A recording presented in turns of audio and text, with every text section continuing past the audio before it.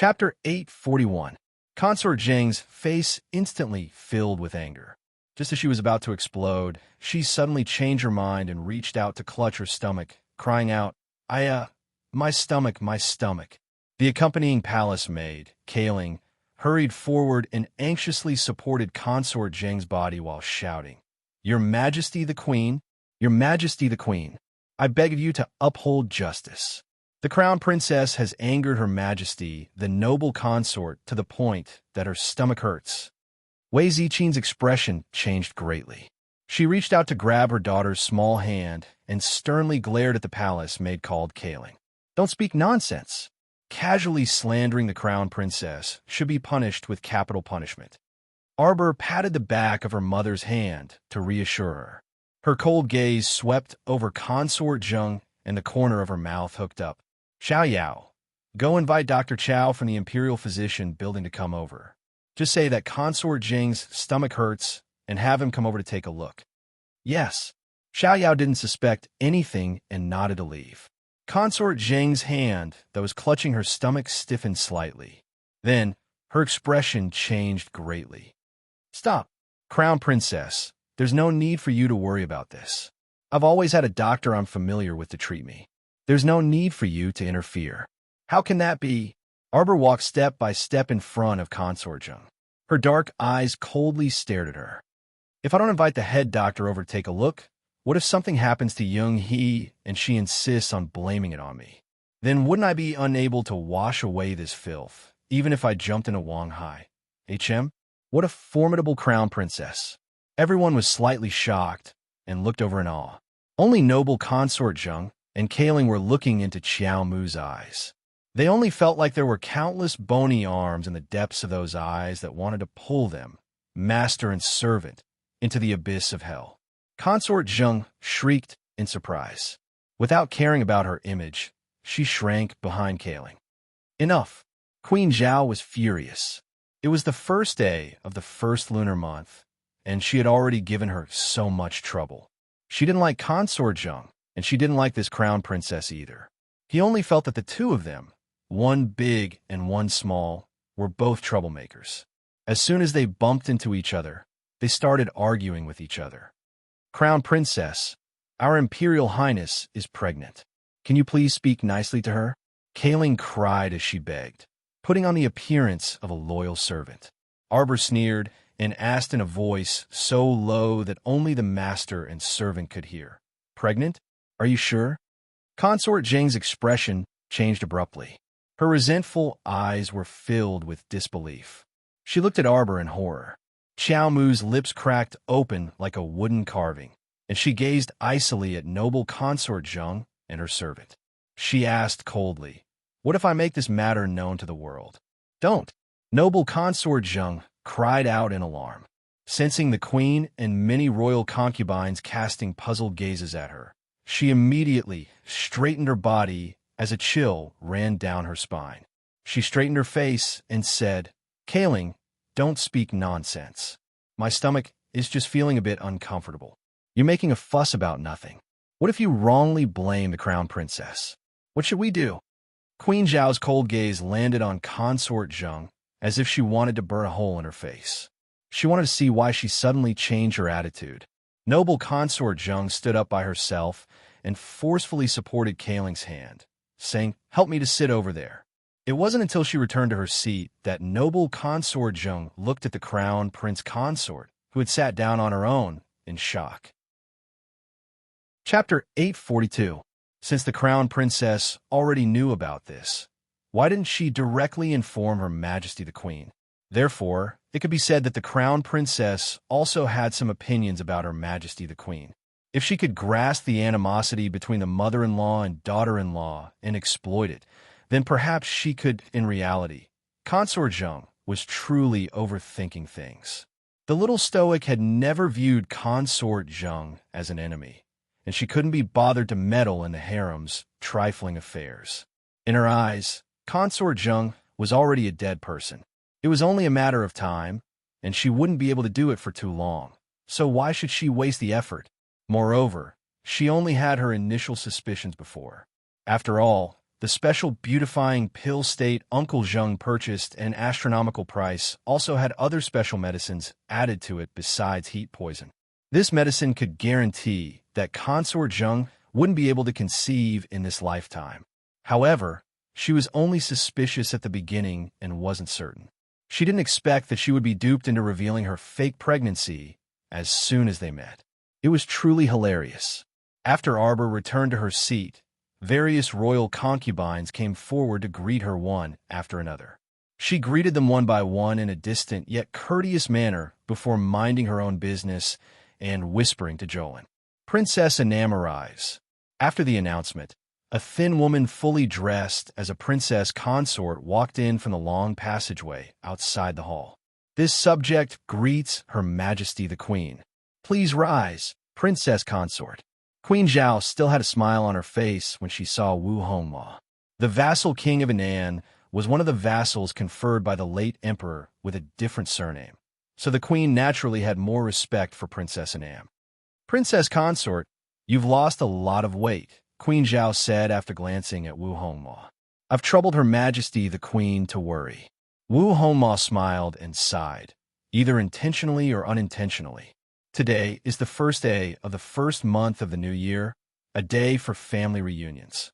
I'm not afraid that Her Majesty the Queen will laugh at me. Today, my sister-in-law woke up early in the morning and went to visit Xiaosu. Poor Xiaosu, a young lady, is being tortured in that kind of dark and gloomy place.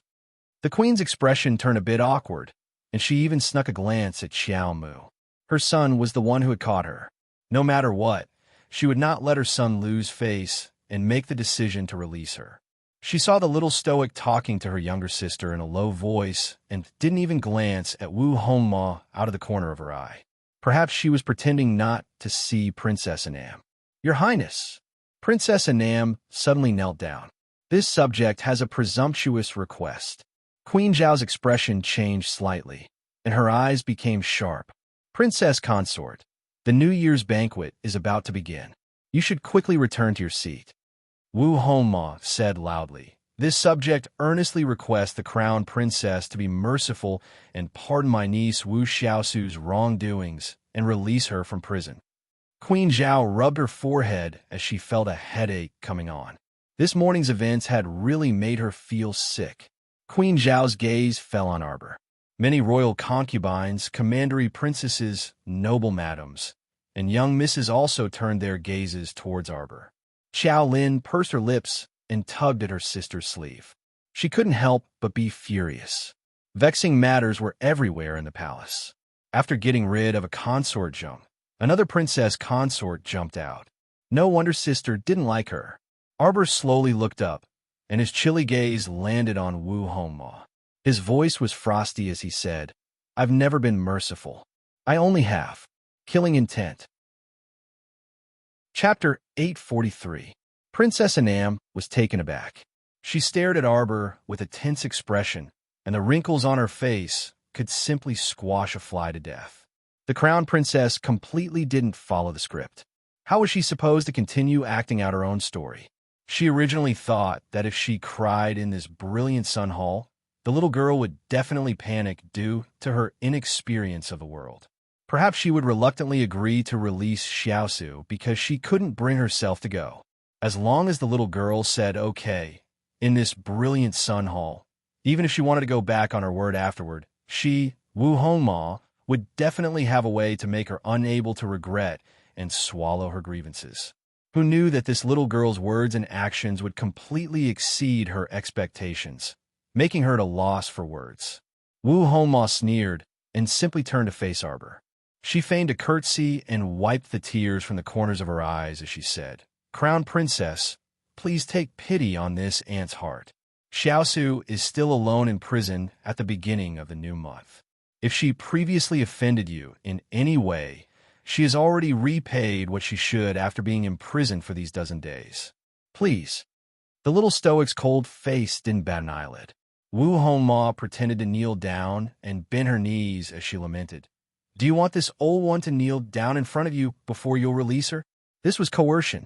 All the noble ladies and madams with royal mandates in the hall were dead silent, and only Wei Ziqin was so angry that her entire body was trembling. She abruptly stood up and angrily said, "Vassal King Consort of Anan, speaking of which, you are also the Crown Prince Consort's elder. You're making a scene in this hall without any regard for face and crying and making a racket like a shrew. You're deliberately torturing the Crown Prince Consort." "Mother, it's fine." The stoic face was still expressionless as she sent her mother a placating glance. "Please sit down." She then set her gaze on Wu Hongma. "Princess Anam, why aren't you kneeling?" Arbor asked icily. "It's been a while since you said you'd kneel. Your knees aren't broken, right? It's not like this crown princess can't accept your kneeling." Everyone was dumbfounded. The entire hall was so silent that even a pin drop could be heard. Queen Zhao also sat up straight. That day, when she heard that the crown princess had smashed the classics reverence hall, hit beautiful Huang, and kicked Consort Zheng, she had only heard about it. She had never seen it with her own eyes. Today, she saw that her daughter-in-law was indeed not a good person. Princess Anam was probably going to be in trouble today. Everyone cried out in their hearts. Wu Hongma's face slightly trembled. If she wasn't in the brilliant Sun Hall, she would have jumped up and wanted to tear apart Arbor's mouth. It was simply too depressing and infuriating. Arbor glanced at her coldly, gripped the teacup tightly, and snorted. "So it's just a show. I originally thought that you loved your niece very much, but I didn't expect that you're nothing more than this. You can't even bend your knees, let alone talk about anything else. Let me tell you, Wu Xiaosu's 3-month prison sentence can't be reduced by a single day. You want to fish her out with just a few words? It's not that easy." The teacup in Arbor's hand turned into fine powder with a bang. Death or 3-month prison. Choose for yourself. A deathly silence pervaded the entire brilliant Sun Hall. No one dared to breathe loudly. They didn't expect that a little girl could emit such a frightening aura. At this moment, not to mention the others, even Princess Anam was endlessly shocked. Chapter 844. Wu Hongma even felt a bit of regret at this time. She had said that this matter wouldn't work, but her sister-in-law was so annoying that she had to beg the queen for mercy on the first day of the new year. Wasn't this a piece of iron that had been kicked so hard that her foot hurt unbearably? Wu Hongma couldn't continue singing at this time. Standing on the stage, she couldn't get up or down. Her entire body was stiff and extremely awkward. Fortunately, someone announced that noble Lady Ying had arrived at this time. Everyone's gaze turned to the door. If there wasn't a good reason for her to be late at this time, then it would be considered disrespectful to Her Majesty the Queen. Sure enough, Queen Zhao's expression instantly became very unsightly. Her line of sight seemed to be coated in a layer of ice as it landed on the beautiful figure that gracefully walked in from the door. This beauty was no more than 16 years old. Her small face was like a freshly peeled egg, white with a hint of pink. Her pair of eyes were as soft as water, as if they could suck in a man's soul with a single glance. No wonder His Majesty had been running to Luo Market every day recently. When Consort Zheng saw this woman, she clenched her silver teeth, wishing that she could swallow her whole. It was this slut who had pretended to faint on the side of the road in broad daylight, encountered the great king by chance, and climbed onto the dragon bed in one step. This concubine pays respects to Her Majesty the Queen and wishes everyone well. The little girl timidly spoke in a small and weak voice, as if she was afraid that someone would startle her. Consort Zheng said with a fake smile, "Oh, noble Lady Ying, you really are a noble woman with a lot of manners. Coming to pay Her Majesty the Queen a New Year's greeting at this time. Such arrogance." Queen Zhao's expression darkened as she coldly stared at noble Lady Ying. Consort Zheng's few words naturally couldn't incite her anger. Consort Zheng was eager for her to punish this little dainty girl, so why should she fulfill her wish? Noble Lady Ying wasn't one to be spoiled. Seeing the situation, she obediently knelt down and kowtowed to Queen Zhao. Only then did she say unhurriedly, "This concubine had left early in the morning. This concubine also wanted to pay a New Year's visit to Her Majesty the Queen. The timing couldn't be wrong." Noble Consort Zheng couldn't stand Noble Consort Ying's delicate and meek appearance the most. So when she heard Noble Consort Ying's words, she rolled her eyes at Noble Consorting from the back, and the corner of her mouth involuntarily turned up. Unfortunately, this concubine encountered. Her voice trailed off as she cast an unnatural glance in Noble Consort Zheng's direction. When Consort Zheng saw her acting like this, she couldn't help but get angry. Noble Lady Ying, are you trying to say that it's this consort's fault that you're late? This concubine does not dare, Nguyen said in a delicate and timid voice. Then, she lowered her head and looked like she was ready to be punished. She didn't say anything else. Queen Zhao's heart was filled with annoyance, but she still asked, "What is it? There's no harm in you telling me. Her Majesty the Queen is wise.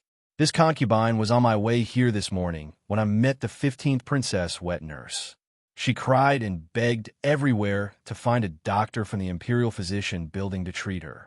Noble Lady Ying sighed and said, "This concubine saw that wet nurse holding the princess and felt that she was truly pitiful. Thus, I instructed the palace maid Sui Qiao to take my name card and go to the imperial physician building to invite the imperial physician on duty here.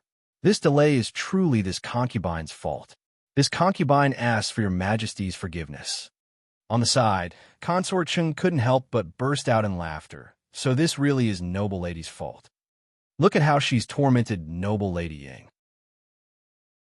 Chapter 845. Consort Zheng's expression instantly became unsightly. When Queen Zhao saw this, she felt much more at ease and even inwardly praised Noble Lady Ying for being so considerate. However, on the surface, she worriedly assumed the posture of a matriarch and asked, "How is my poor little 15th now?" Replying to Your Highness, the 15th princess condition has stabilized after the doctor's examination. However, the doctor also said that the 15th princess' illness still requires someone to take care of her closely. As she spoke, she obediently knelt there without moving, looking like she was waiting for the queen's punishment. Queen Zhao smiled without batting an eyelid. "Noble Lady Ying, you can rise. You saved little 15th's life, so being a little late is nothing. You've done well. Come, reward her." Noble Consort Zheng's expression turned especially unsightly all of a sudden, and her sharp fingernails nearly pierced into her palms. She cursed that damn wet nurse a million times in her mind as malicious thoughts surged violently in her mind. "Thank you, Your Highness the Queen." Noble Lady Ying smiled bashfully and accepted the queen's reward from the tray. She bowed and retreated to the side, sitting down in a well-behaved manner. Arbor glanced at her.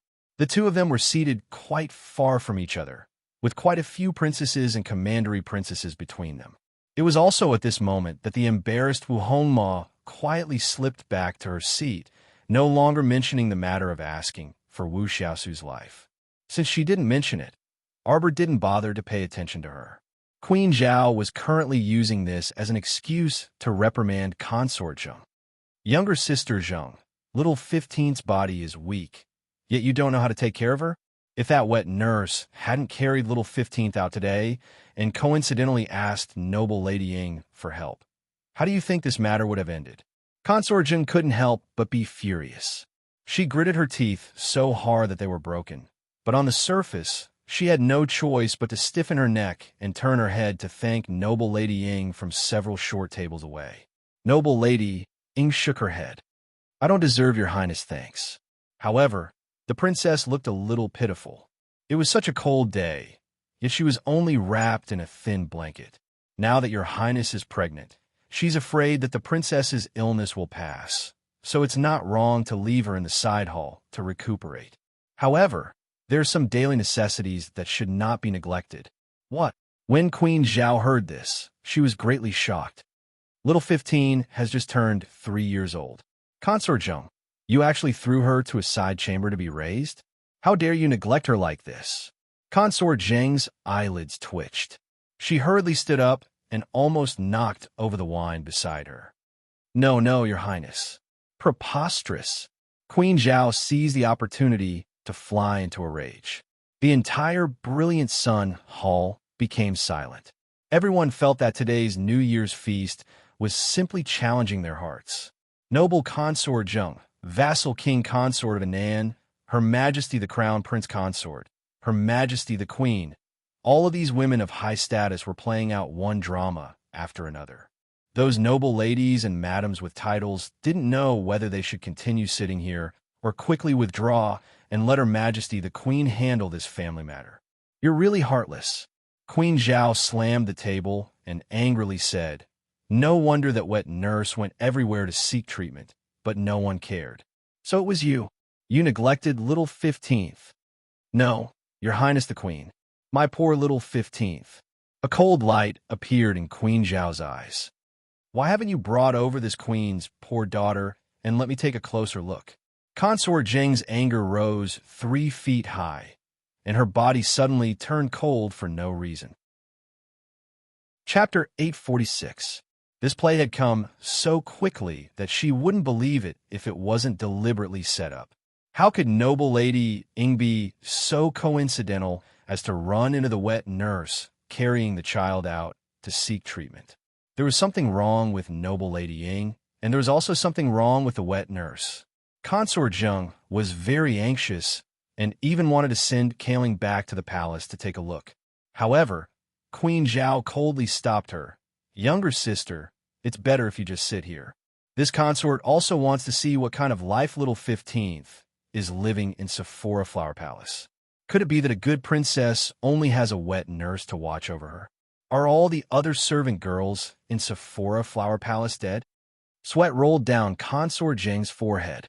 "Your Majesty the Queen, noble Lady Ying already said that the child's treatment has been completed. Perhaps she's already asleep."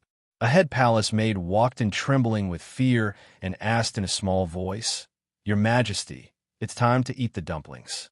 Should I order someone to bring them up now?" Consort Jung was furious. "What time is it to eat dumplings?" "Scram." The head palace maid trembled. However, Queen Zhao smiled and said, "Just in time. Bring the dumplings up. We can eat while we wait. It won't take much time to return to Sephora Flower Palace." Consort Jing's eyes were about to shoot out a poisonous light. This daughter of hers was indeed born to collect debts. Now that someone with ulterior motives was using her as a scapegoat, how could she not hate her to the bone? The dumplings had been made by Queen Zhao and the other noble ladies on New Year's Eve yesterday. Arbor had eaten breakfast and wasn't hungry at all. For the sake of the queen, she ate 2 dumplings as a gesture. Everyone silently ate the dumplings, not daring to speak. They didn't know what the dumplings tasted like in their stomachs. They only felt that their hearts, livers, spleens, and lungs were all trembling. This was the calm before the storm. Not long after, a thinly clothed woman was seen carrying a 3-year-old little girl. She blindly followed the palace maid into the brilliant sun hall. It was probably the first time the little girl had seen so many people. She immediately shrank into the wet nurse's arms and looked around anxiously. Queen Zhao revealed a benevolent smile and beckoned to the wet nurse. "Bring little 15 over for me to take a look." The wet nurse immediately fell to her knees, trembling as she shrieked, "Your Highness, please forgive me. Your Highness, please forgive me." Consort Jing's heart was suddenly in her throat. She angrily slammed the table and stood up. "Nanny, what are you doing? Come here." Arbor impatiently waved at the wet nurse. The wet nurse looked at her blankly, then raised her head to look at Queen Zhao. "Come here," Arbor shouted. The wet nurse was intimidated by her imposing manner and was so scared that she rolled and crawled over. Arbor clapped his hands at the child. "Come." Little 15 turned her little head and looked at Arbor with her eyes as red as a little rabbit's. Suddenly, she stretched out her hands to her. The wet nurse could not help but be stunned for a moment. The princess never liked other people getting close to her. Even Consort Jung, the princess would stay far away from her whenever she saw her. "Crown Princess," Queen Zhao coldly called out. Arbor indifferently raised her head to glance at her. Then, she picked up little 15 and placed her on her lap. She untied the thin blanket wrapped around the child. There are bruises on her hands and legs. She was beaten just 2 days ago, Arbor said faintly as she took out a needle bag from her inner world. Her asthma isn't too serious, but she hasn't been properly nurtured since she was young. Chapter 847. Performing acupuncture 3 times can alleviate the initial symptoms. Performing acupuncture 9 times can completely cure the problem. As Arbor spoke, she had already quickly performed acupuncture on little 15th. Severe malnutrition. Arbor coldly glanced at Consort Zheng and sneered. I never thought that the child of the great Consort Zheng would also starve. Audacious Consort Zheng. Queen Zhao angrily rebuked. How did you take care of Princess 15th? Consort Zheng panicked and hurriedly explained. This concubine has always taken good care of little 15th. Your Majesty the Queen, what do you mean? Little 15th came from my stomach. Arbor didn't continue listening, nor was she interested in watching this play. She stood up and walked out of Brilliant Sun Hall with the child in her arms. When she passed by the wet nurse kneeling on the ground, she coldly glanced at her and spoke with a bit of ridicule, selling out your master for glory. Take a guess, will your master let you off? The wet nurse looked up at her in shock, her entire body trembling like a sieve. Crown Princess, Crown Princess. Several palace maids ran over and softly reminded her. The official luncheon hasn't started yet. Did the Crown Princess not see that Her Majesty the Queen's face was already covered in dark clouds? Or could it be that the Crown Princess saw it and pretended not to? Wasn't she looking down on Her Majesty the Queen too much? I'm full. Arbor's icy gaze swept over the palace maids, scaring them into abruptly withdrawing their hands, not daring to stop her. She was never someone who would wrong herself. Since this Brilliant Sun Hall was so stuffy that she wanted to go out for a breath of fresh air, why would she force herself to continue sitting there? This subject will go see the Crown Princess. Wei Ziqin was worried about her daughter and hurriedly pulled Jolin up. She bowed to the gloomy Her Majesty the Queen in the head seat and then quickly pulled her daughter out. How can someone from such a small family be presentable? He doesn't know any etiquette at all. The woman who spoke was about 25 years old. She was wearing a purple gown with a red collar, embroidered with the colors of fortune and wealth. With a golden rose hairpin on her head, she looked rich and noble. Her face was beautiful, but her brows looked very harsh. This was the 4th Princess Mo Shuang, the only one in the Mo kingdom who, after getting married, made a big fuss about divorcing her husband and forcing him to his death, was now raising a gigolo.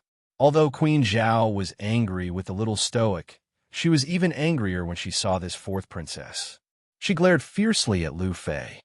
Why did you also bring her here? Lu Fei was 4th princess's biological mother.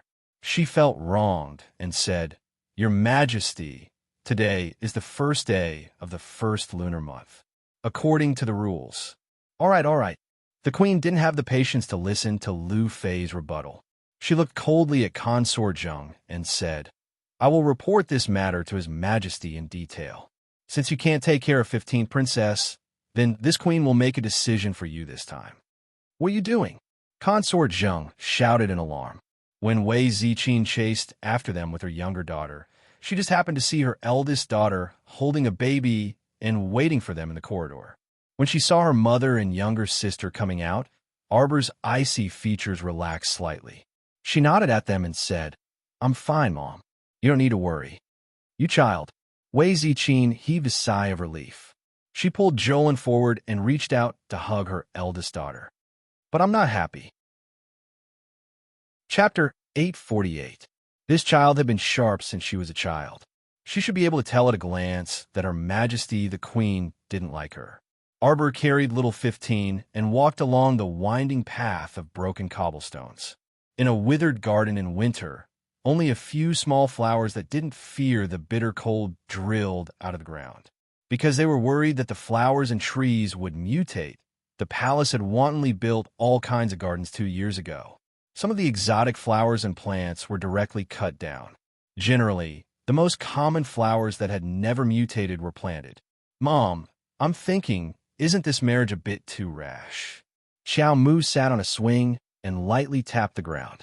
She raised her body slightly and raised a hand to touch the thin and weak little 15 in her arms. Wei Ziqing's eyes were filled with faint bewilderment. Could it be that her daughter's heart was beating the drums of retreat? Xiao Xiao, let mother tell you, Xiao Mo is a good child. Don't take your anger out on him. Don't you think the crown prince is wronged? The trouble caused by this group of imperial concubines will be blamed on him again. Wei Ziqing was a bystander. She saw how well little Mo treated her daughter. If there was even the slightest bit of unkindness, she would definitely not agree to marry off her daughter. Mother, that wet nurse is one of the queen's people. So this scene was completely arranged by Queen Zhao. It was just that noble Lady Ying, this variable, appeared midway. Or perhaps it could be said that with noble Lady Ying as a variable, this scene became even more exciting to watch. In other words, without noble Lady Ying, the wet nurse's complaint today would still be vigorously reported to the queen in front of all the madams and young misses. The queen wanted to grandly and honorably strip Consort Zheng of her daughter's custody. Wei Ziqing looked at her daughter in shock. You? How did you know? Arbor sneered and sighed softly. Perhaps my eyes are bright. Sister, you're really amazing. Jolin sat on another swing rack with a look of admiration on her face. She looked at her sister with adoration. You can even see that. You won't be at a disadvantage in the future. Sister, sister. The baby sitting in Arbor's arms called out incoherently. Although you have a father and a mother, you are still a poor child. Arbor stroked little 15's head and looked into the distance. In the withering winter, her gaze seemed to fall on a faraway place. Jolin looked at her sister who was sitting beside her. She had a feeling that she couldn't touch her. It was as if his sister at this moment was just a foam-like illusion. The moment he touched her, she would shatter. Jojo.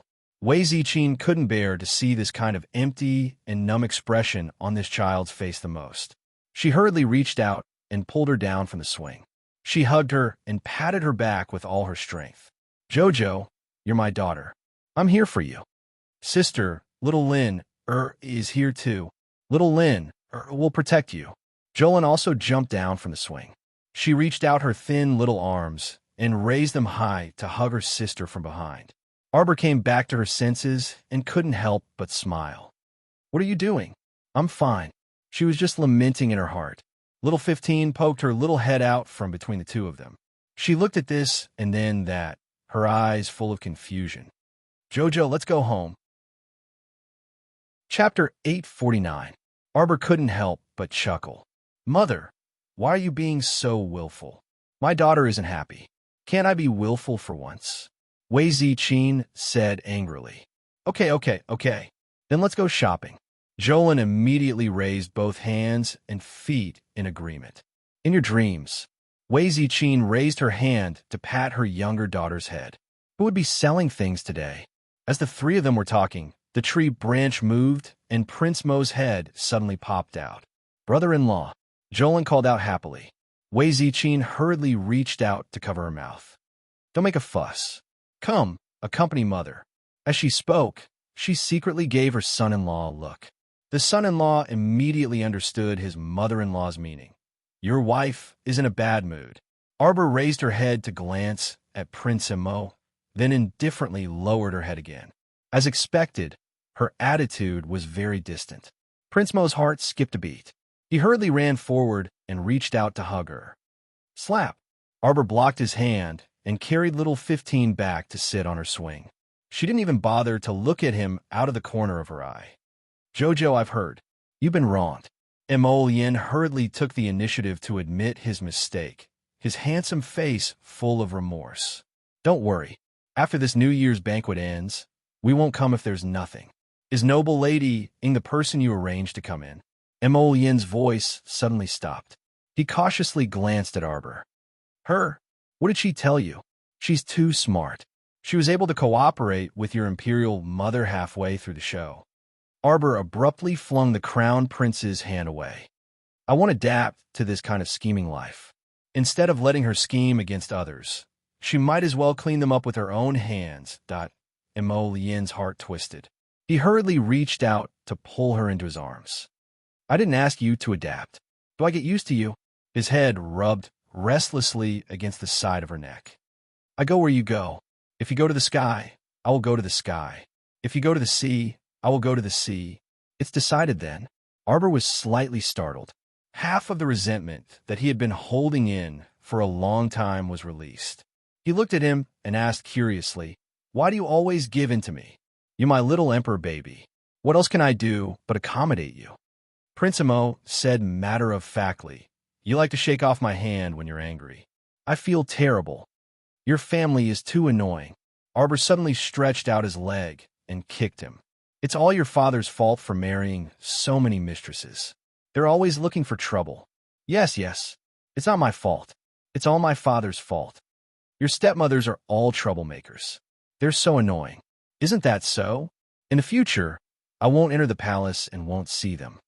And your mother, look at me. My nose is not my nose and my eyes are not my eyes. It's not like I have to marry you. If it doesn't work, then even if. MMPH. Xiao Mu abruptly shut her mouth. Her small mouth that had been blabbering nonstop at Imo Lien had already been overbearingly blocked by him.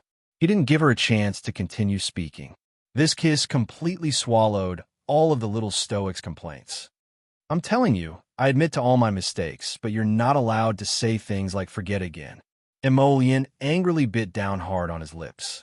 Arbor exclaimed, "Were you born in the year of the dog?" Imo Lien raised his phoenix eyes and lifted her small chin with a finger. Chapter 850. Jojo, I can do anything you want, but this is the only thing I'm not allowed to do. You're mine. I won't allow you to leave me. His ink-black phoenix eyes were filled with deep meaning, as if there was an endless whirlpool spinning inside. Two pitch-black lotus flames leaped in the depths of his eyes. Arbor stared blankly. She stared into his eyes, lost in thought. She touched them with her little hand and muttered to herself, "Imo Lien, your eyes." Imo Lien couldn't bear to hear the little fellow say things like forget it and let's break up with a stoic face. He didn't want her heart, which was firmly encased in a layer of ice, to shrink bit by bit again. "My eyes are filled with you." He sighed softly. He reached out to grab her little paw and bit it lightly. "This is your punishment for saying something you shouldn't have said. You're not allowed to say it again in the future." Arbor pulled her hand back and glared at him in annoyance. When she lowered her head, she saw little 15th staring at them curiously with wide eyes. Arbor felt even more awkward. "You're so annoying." She pushed him away with a burning face. "Your little sister is here." Sis. Imo Lien's face immediately darkened. He glanced at the child. "Wrong name. Call her sister-in-law." What did the child know about sister-in-law? He only felt that Prince Mo's face was dark and scary. He quickly shrank back into his sister's warm embrace and rubbed his face against her. His expression relaxed. "Your dad has so many children, but he doesn't know how to take good care of them." Arbor was furious. What a scumbag of a father. Yes. Dad is useless. Jojo is the best. Arbor rolled her eyes at him. "Where did your mother send this child?" Imo Lien paused for a moment, then said, "She sent him to He Jiao's place to take care of him. Duke Qing's current second wife, Madame He, is He Jiao's paternal aunt." "Doesn't she have a son of her own?" "Yes, 16 is a few months younger than 15. "Oh," Arbor replied. Then, he said, "Starting tomorrow, bring her to my house every day. I will give her another 8 injections to completely cure her asthma and nurse her body back to health." "Okay." Crown Prince Imo readily agreed upon hearing this, so happy that he could soar in his heart. Wasn't this exactly what he wanted? He could see his baby Xiao every day. The two of them talked for a while, and Arbor's mood calmed down a lot. He told him to go back to the king's palace first. The lunch banquet wasn't that big of a deal. The main event was still in the evening. That was a big play between the traditional eunuch aristocratic families and the new 8 aristocratic families. Arbor was in a movie and couldn't get away. At noon, the New Year's banquet in the brilliant Sun Hall finally went smoothly. The group of people obediently finished the banquet. On the surface, they were laughing and chatting happily. It seemed as if they had already forgotten all the embarrassing things that had happened early in the morning. Consort Zheng wasn't absent. No matter how angry she was, she still sat at the banquet and ate for a while without tasting her food. It was obvious that Consort Zheng's smile was a bit forced. She forced herself to sit there. In reality, it wasn't very interesting. The people around her were afraid of offending her and didn't dare to speak to her. For the first time, Consort Zheng experienced the feeling of being left out of the circle. A fire burned in her heart. As soon as the lunch banquet ended, she used Sephora Flower Palace as an excuse to hastily leave. Queen Zhao didn't stop her. She coldly glanced at her from the corner of her eye, and her lips hooked in a sneer. Chapter 851. After 1 o'clock in the afternoon, people from the 8 great aristocratic families would enter the palace one after another. The people from Luo family troupe were also let in from the side door at this time, preparing to start the show at 2 o'clock in the afternoon. Everyone moved to Clearwater Fine Park. When the noblewomen heard that the Luo family troupe was invited this time, their faces instantly lit up with interest. Most of the noble ladies didn't like to watch shows, so the elders let the servant girls follow these ladies and let them stroll around Clearwater Fine Park on their own. The Luo family troupe was famous in the capital recently, especially before and after the New Year. When all the aristocratic families wanted to invite guests for banquets, they couldn't help but find some troupes to sing, perform acrobatics. Those smaller aristocratic families couldn't even invite the Luo family troupe. Arbor naturally didn't have any interest in watching shows. When she asked Wei Ziqin had a look of disdain. Mother was born in the countryside and can't listen to these meaningless things. Furthermore, Wei Ziqin wasn't stupid. If she insisted on sitting among the noble ladies, she would most likely be disdained, so why would she bother to join in the fun? Then Mother, come back to the East Palace with us to rest. After the firecrackers last night, they didn't sleep well, so Arbor wanted to go back to the East Palace in the afternoon to catch up on some sleep. The three of them walked out of Brilliant Sun Hall, but before they could take 2 steps, they saw 3 people coming towards them. Once they met, Wei Ziqin recognized that it was the wife of Imperial College's vice principal, Madame Zhuang. The 2 ladies behind her with refined manners were the great king's second concubine, Xu Quan, and the legitimate 4th young lady, Xu Hui. What Madame Zhuang was most proud of in her life were these 2 daughters. The older one was virtuous, marrying the great king's son. The husband and wife were loving and respectful to each other. The younger one was even more beautiful, and the older one was modest, polite, gentle, and filial. Ever since she reached marriageable age, matchmakers would step on her doorstep every day. Xu Hui was 18 this year and had reached the marriageable age. Recently, there were even signs that the queen had taken a fancy to her. If the Xu family's 4th young lady was conferred as the crown prince's concubine, it would be a great thing for the Xu family. Although she was only a concubine in name, she was still the crown prince. She was truly the apple of the eye of the great king, the queen, and the empress dowager.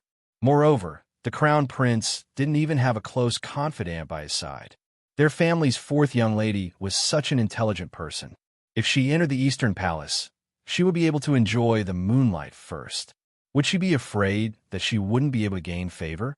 The mother and daughters of the Xu family were preparing to go to the theater in Qingshui Jiayuan, but they didn't expect to bump into the mother and daughter of the Qiao family, who were just coming out.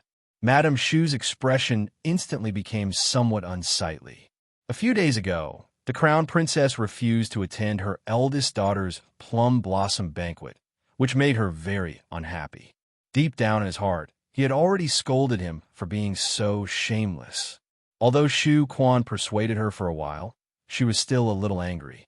In addition, during the banquet in the morning, she had personally examined eldest young Lady Qiao's conduct and felt that this young lady was indeed from the countryside and didn't see the big picture. In the future, this kind of little girl was going to suppress her well-educated and well-mannered youngest daughter. No matter how she thought about it, she just couldn't accept it.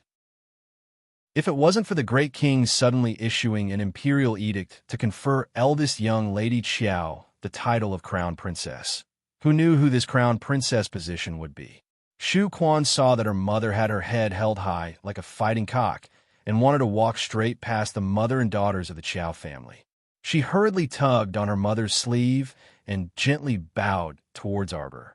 Crown Princess, Madame Qiao, 2nd young Lady Qiao. Chapter 852. Since other people were polite, Arbor was naturally polite as well. He returned a half-bow and nodded. The Great King's second consort, Madame Shu, Wei Ziqin, took the initiative to greet Madame Zhuang. Madame Zhuang pretended to respond, her expression containing a bit of disdain. "Ah, it's Madame Xiao." Shu Quan forcefully tugged at her mother's clothes, her delicate and pretty face slightly sunk. She smoothed things over and smiled at the Qiao family trio. "We're just preparing to head to Clearwater Fine Park stage. Where's the crown princess going?"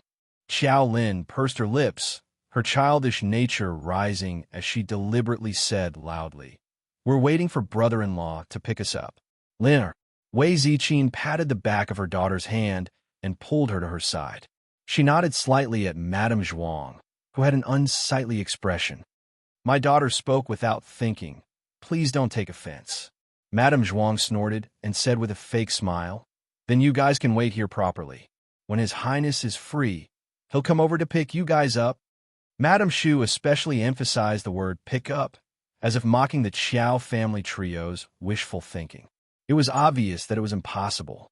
His Highness was still entertaining civil and military officials in the king's palace. So how could he have the time to come to Brilliant Sun Hall to pick up the three of them? To think that they could think of such a thing. Poor upbringing. The contempt in Madame Shu's eyes truly flowed out, and it was very glaring. Xiao Lin's young and impetuous girl mentality immediately flared up. "You really don't believe me? My brother-in-law will be here soon."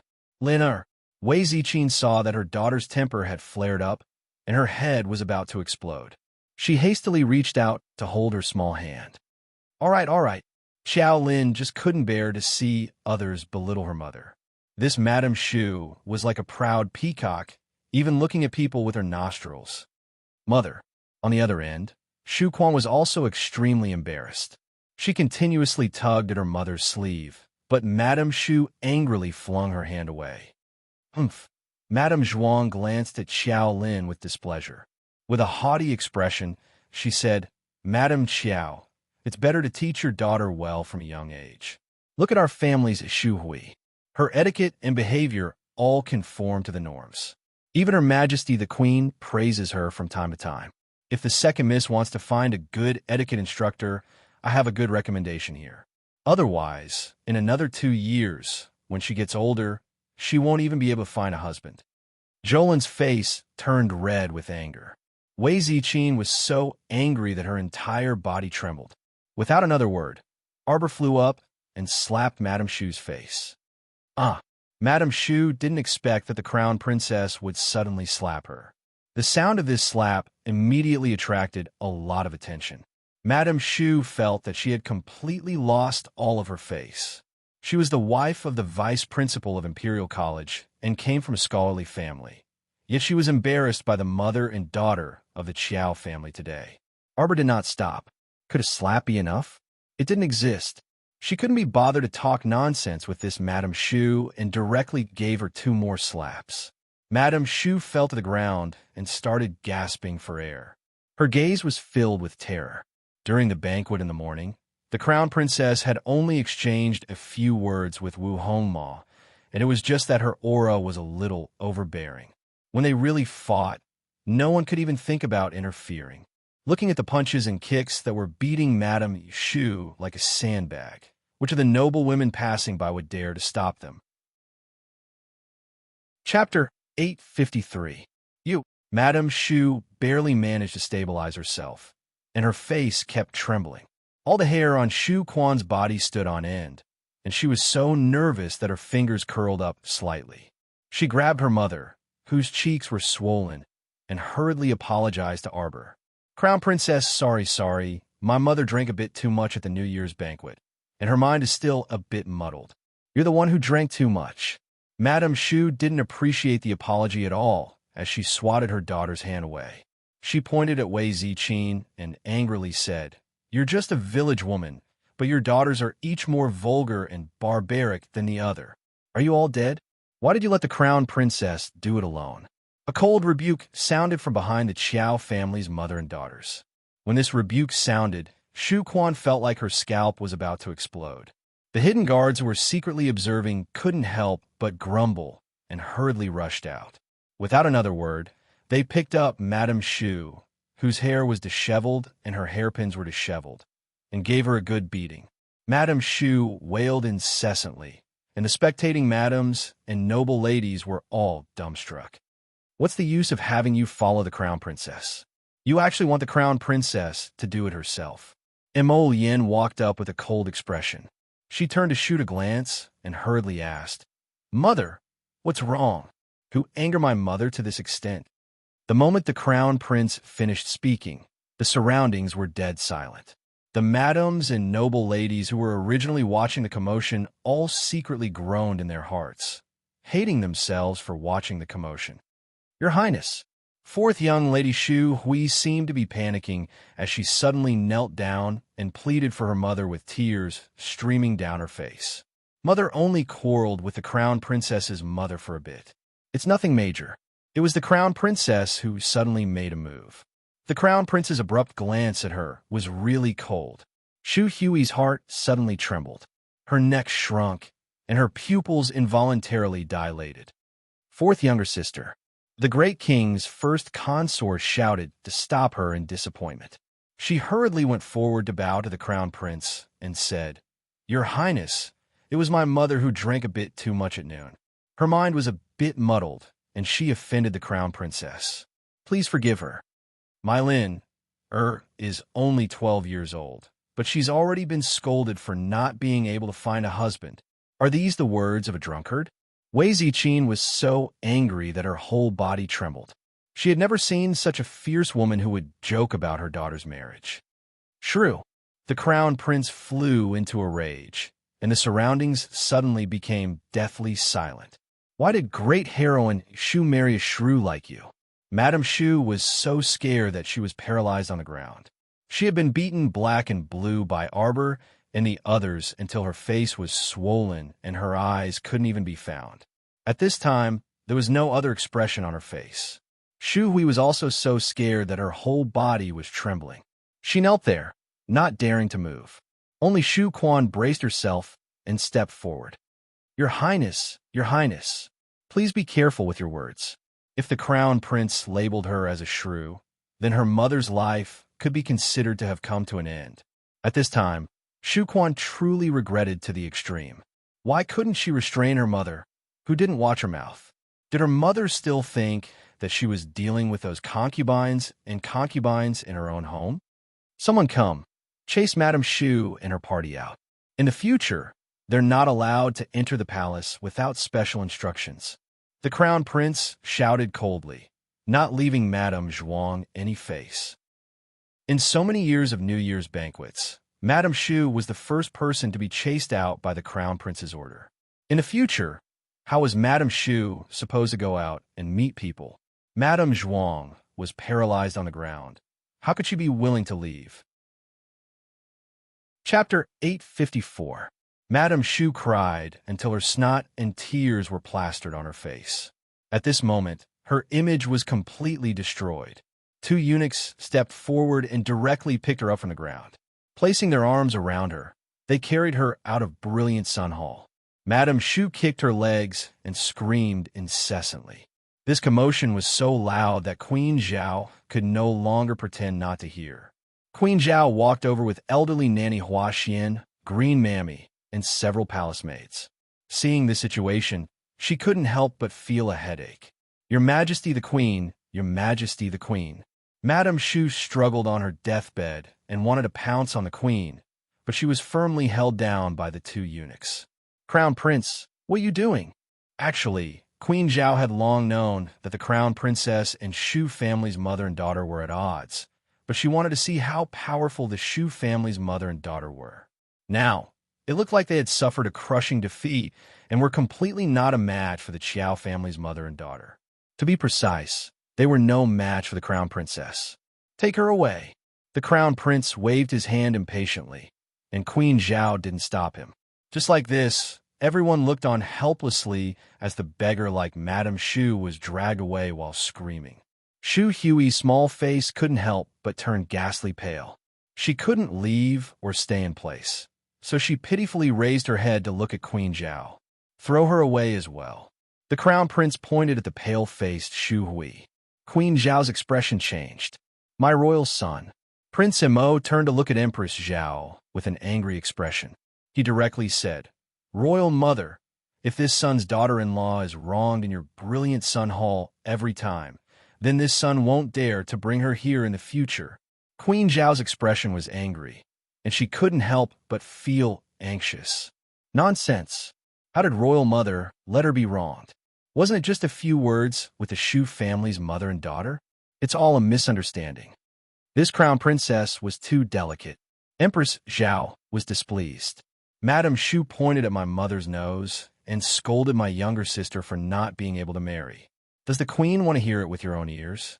Arbor asked coldly. Queen Zhao's heart skipped a beat as she inwardly scolded Madame Shu for not knowing how to conduct herself. She forced a smile and said, Crown Princess, you've been wronged. Muhu will definitely make it up to you. Arbor said coldly, There's no need for compensation. I only hope that your Majesty the Queen will punish Madame Shu properly so that she won't be a frog in a well who doesn't know how high the sky is. Imperial Mother, issue an edict and send an etiquette instructor to Madame Shu. Let her relearn etiquette and rules for 3 months so that she won't boast about how well-mannered she is. Prince Emo grabbed Empress Zhao's arm and shook it. Empress Zhao looked at her son helplessly. If she were to issue such a decree, it would make everyone in the capital laugh at Madame Shu. Madame Shu had always boasted that she had taught a pair of outstanding girls. However, she herself had to learn the rules from the new when she was old. This was truly ironic. However, if he didn't listen to his son today, it seemed like he wouldn't be able to let go of his resentment. After weighing the pros and cons, Empress Zhao still felt that her son was more important. She was afraid that her precious son really wouldn't come to the brilliant Sun Hall in the future, so she issued an edict to the Shu family. When the bruised and battered Madame Shu received this edict, she was like a bolt from the blue. How she would throw a tantrum and hang herself would be a story for another day. When the night banquet arrived, Arbor, who was in high spirits after a good night's sleep, followed Prince Mo into Clearwater Fine Park. The night fell rather early in the winter. The luminous pearls among the flowers were all lit up, illuminating the surroundings in a blur. Crown Princess has arrived.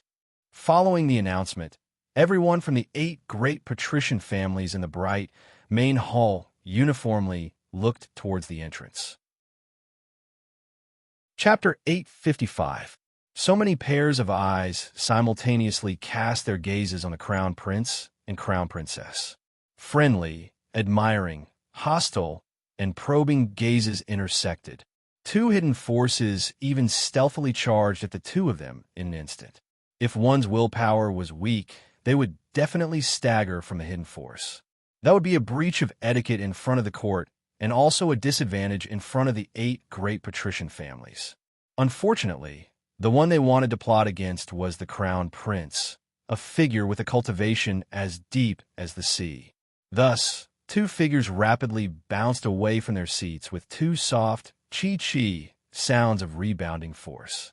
The cushions under their butts instantly exploded with 2 bang-bang sounds, and cotton fluff flew all over the floor. Ordinary people looked over in confusion, but cultivators were inwardly alarmed. It was 2 members of the Hong family who acted to test them. Mo Lien already knew their identities with a glance. Previously, because of Hong Yaowei's incident, he had already ordered people to gather information on all the members of the Hong estate. These 2 people were the 2 sons of the Hong family's eldest branch, Hong Riwei and Hong Daowei. Suddenly, a burst of laughter was heard.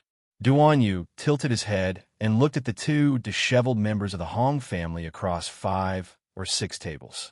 He clicked his tongue and said, "Oh my, you want to plot against people with such lousy cultivation?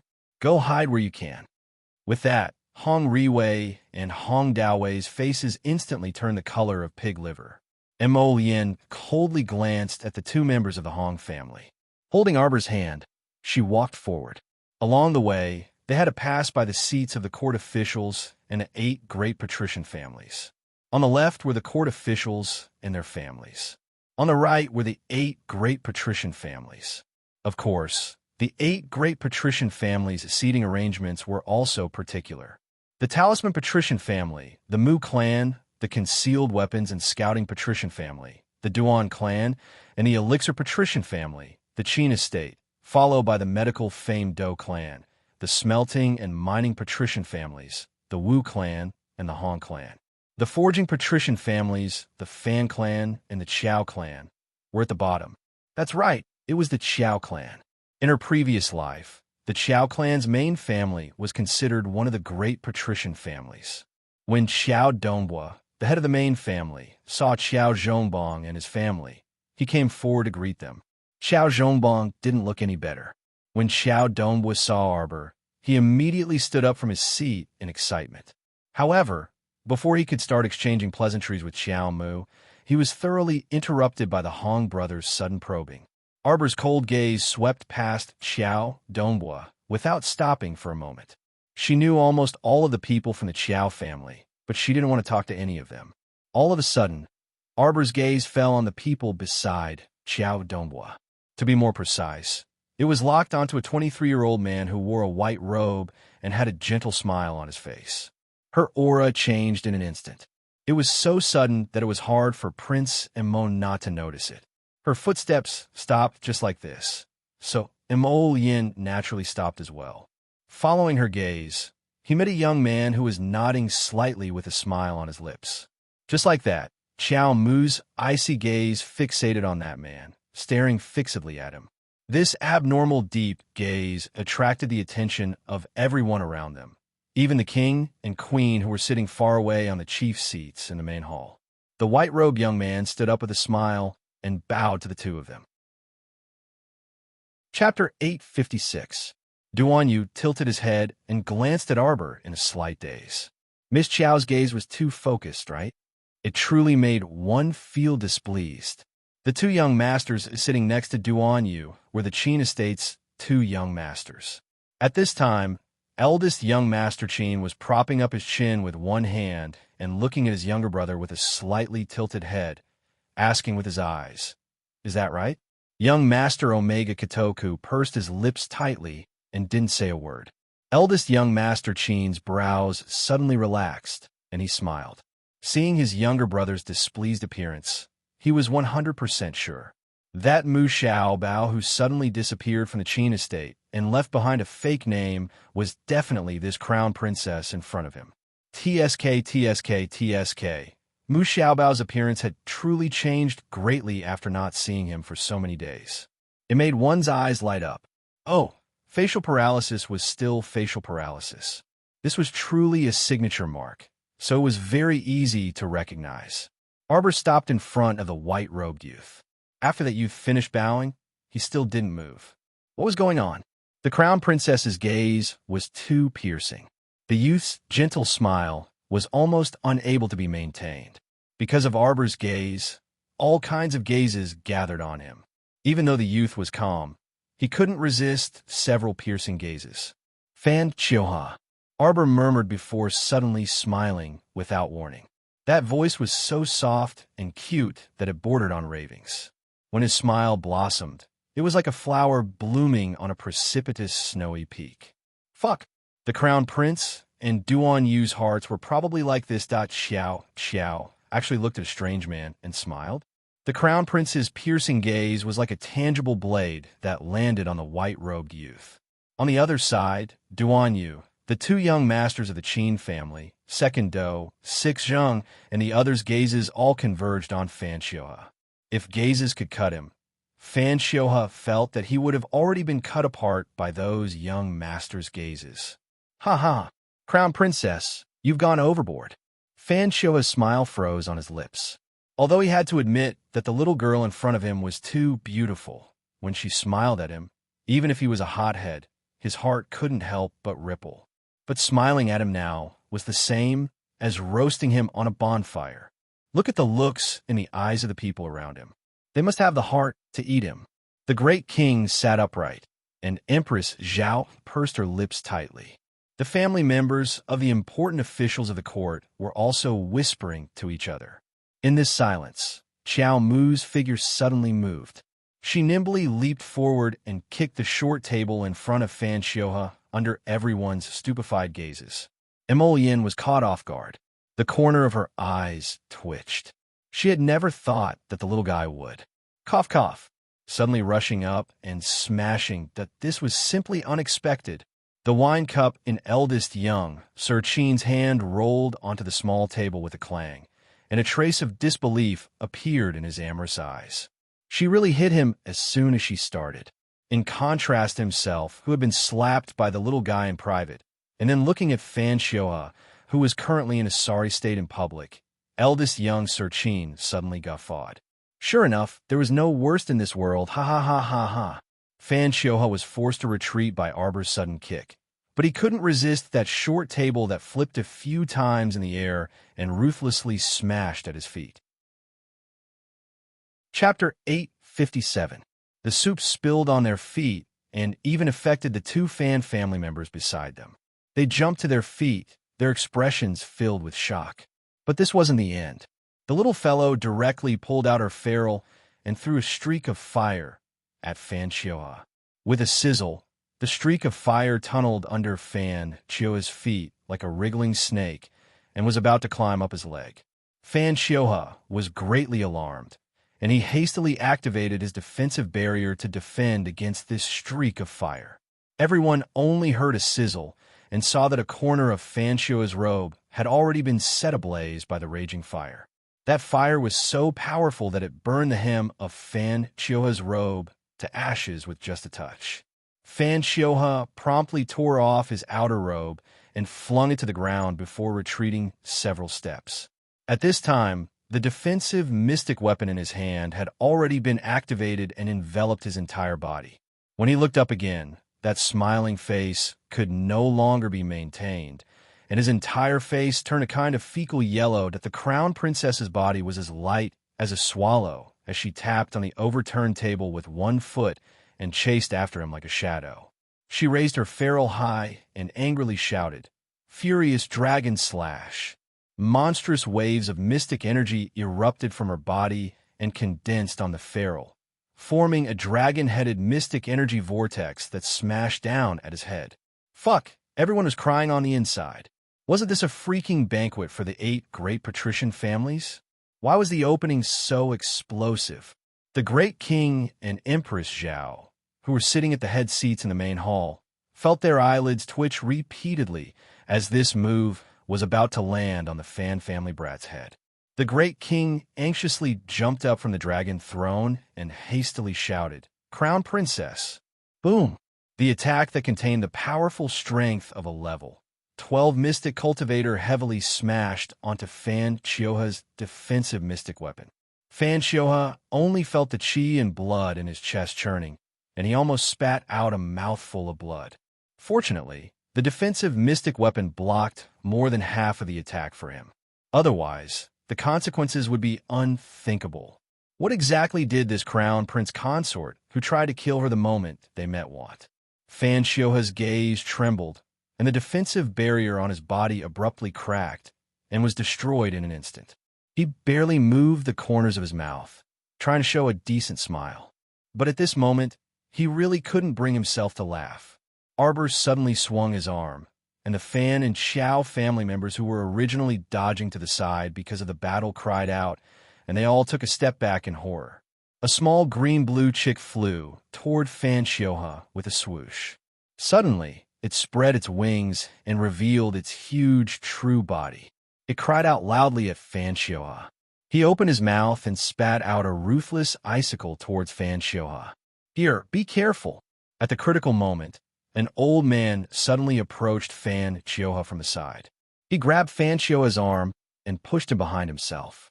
He pressed his palms together and shouted, "Tiger form fist." Boom! An explosive, profound skill blocked Qing Luan's mouthful of ice. But when his arms came into contact with a layer of ice, he was instantly frostbitten, and his arms were covered in a greenish-purple color. Fourth Elder. Fan Xiuhe was shocked. "Crown Princess! How could Queen Zhao still sit still?"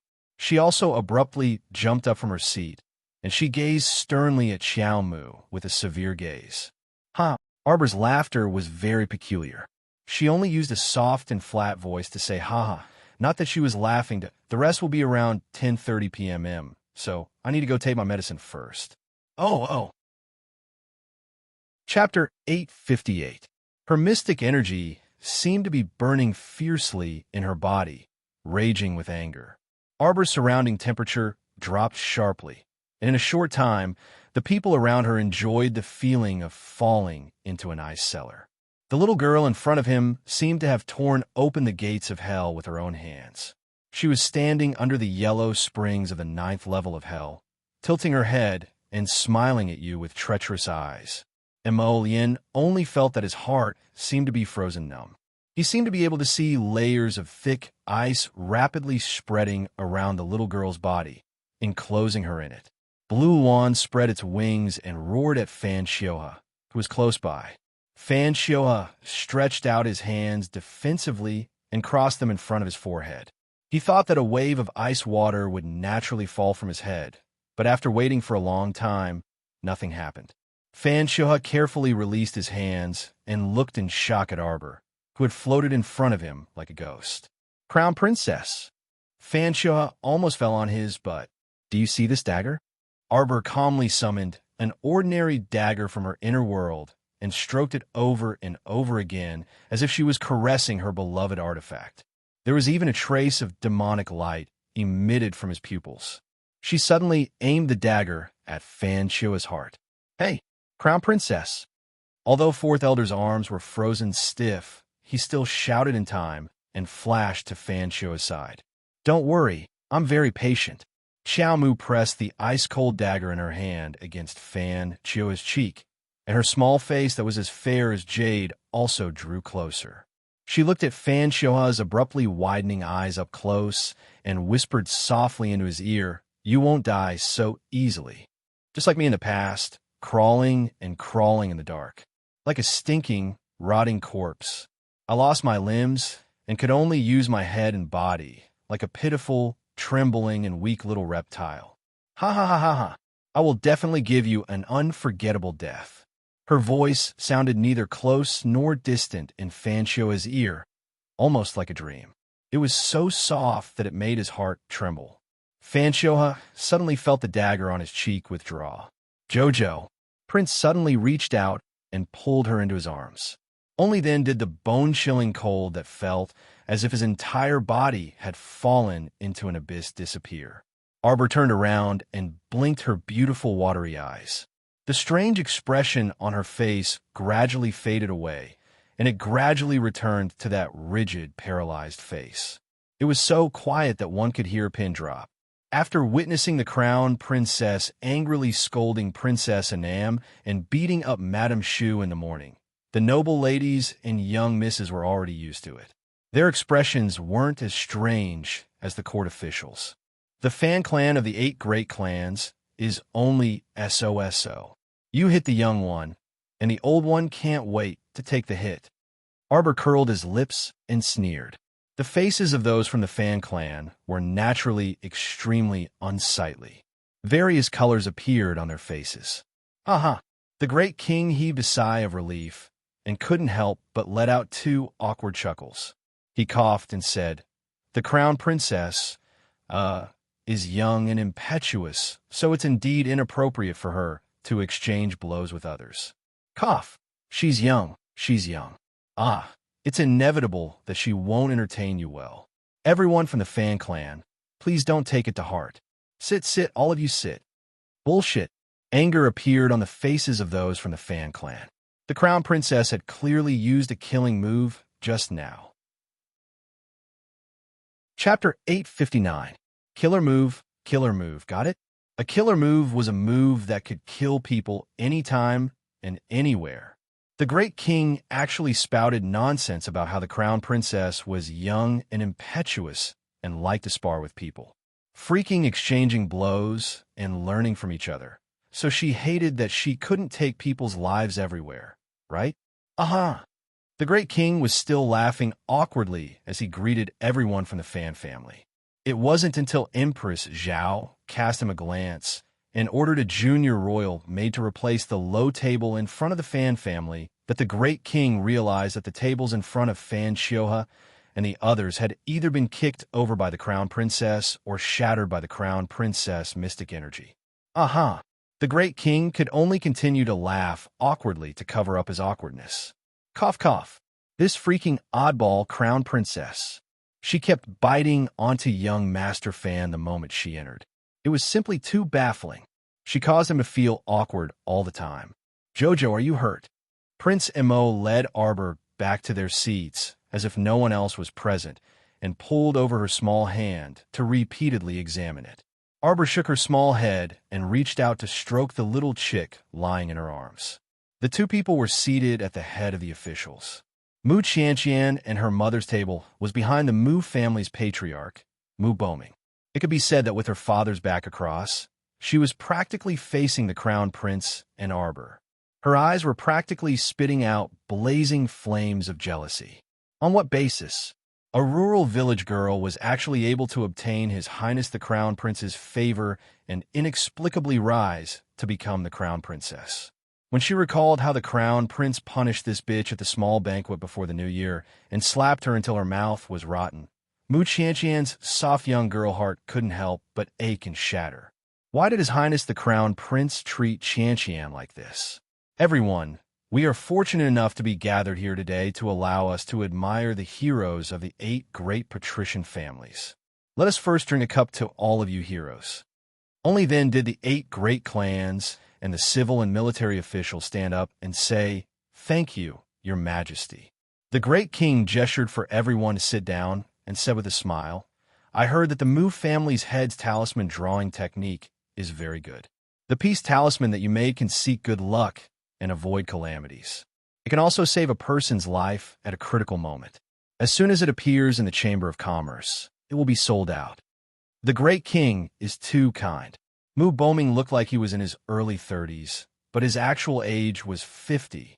The great king looked at him with envy in his eyes. Take a look at the 50-year-old man, and look at yourself. You're only 2 or 3 years older than him, but you can't compare at all in terms of looks. The Mu clan was indeed a large aristocratic family. They must have some kind of talisman or something like that in the dark. The great king let his imagination run wild. It wasn't until Empress Zhao coughed lightly that he came back to his senses. He looked down and saw that Mu Boming was handing over a brocade pouch. "Ah, quickly present it," the great king hastily urged. Gong Chang and bowed and walked down the steps. He picked up the brocade pouch that Mu Boming handed over with both hands and hurried to the great king to hand it over. Mu Boming said with a smile, "It's just a small token of appreciation. These are 2 high-level peace talismans that this Mu personally drew. After activating the talismans with a drop of blood, it can guarantee that evil spirits won't dare to advance for 7 days and nights. It can seek good luck and avoid calamities, and it can eliminate any forbidden technique or curse cast by a curse caster. This is specially presented to His Majesty and Her Majesty the Queen." As soon as Mu Boming said this, faint joy immediately appeared on the great king and queen's faces. The royal concubines around them, including Consort Zheng, all looked at them with envy. Chapter 860. That was a protective talisman that was hard to find even in peaceful times, let alone now. It was said that if one carried a protective talisman made by Great Master Mu on their person, no evil beings or ghosts would dare to approach them. Otherwise, they would be pulverized by the protective talisman's talisman energy. The great king and the queen had both heard the crown prince mention before that a curse practitioner had appeared in the Mo kingdom capital. Now, that Mu Boming was so tactful, gifting 2 protective talismans that could dispel forbidden curses, it could be said that he had done it at the perfect time. He simply won the hearts of the great king and the queen. "Family head Mu, this is a very good move." The great king nodded with a chuckle. "Someone come quickly. We want to reward family head Mu generously."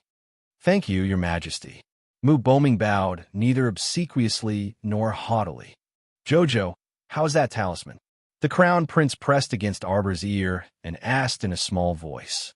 "It's not very good," Arbor said indifferently, her small hands fidgeting about as she sprinkled a spoonful of minced meat into her small bowl of soup.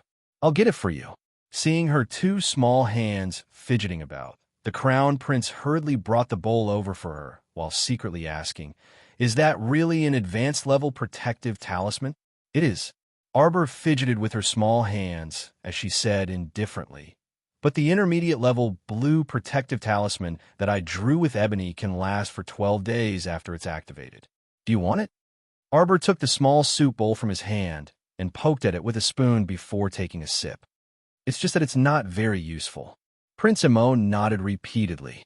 Arbor took out 2 talismans from her inner world and tossed them to him. "I drew it for fun." Emolien looked at her with a grin. "Jojo, you're better at drawing than family head Mu even for fun." Arbor glanced sideways at Mu Boming. Seeing that he had already returned to his seat after offering the talismans, she said neutrally, "Family head Mu's talisman drawing skills are pretty good. I just had a little more fortuitous encounter than them." If it weren't for the Golden Talisman Jade Tome's extensive collection of talisman techniques, allowing her to guide her from time to time, she would only be a rookie talisman master if she were to study in that talisman clan. Thinking of this, he felt a sense of gratitude towards this ancient book in his heart. The corners of Emo Lien's lips curled up slightly. His mood finally improved a little. Looking at the little girl beside him, who had returned to her original state, his heart, which had been tightly clenched, finally relaxed a little. Xiao Xiao herself might not be aware of it, but she was truly a little frightening just now. Those pitch-black eyes were filled with thick black mist. When she stared at Fan Xioha, no one would think that she was joking. This humble one has heard that 10 days after the Spring Lantern Festival, the 8 great clans will have a competition. That's right. Mu Boming smiled. Xiao Dongbua, who had been in a state of excitement, had been looking at her in shock and surprise since the beginning of the fight in Arbor. It wasn't until now that Xiao Dongbua abruptly calmed down from his excitement.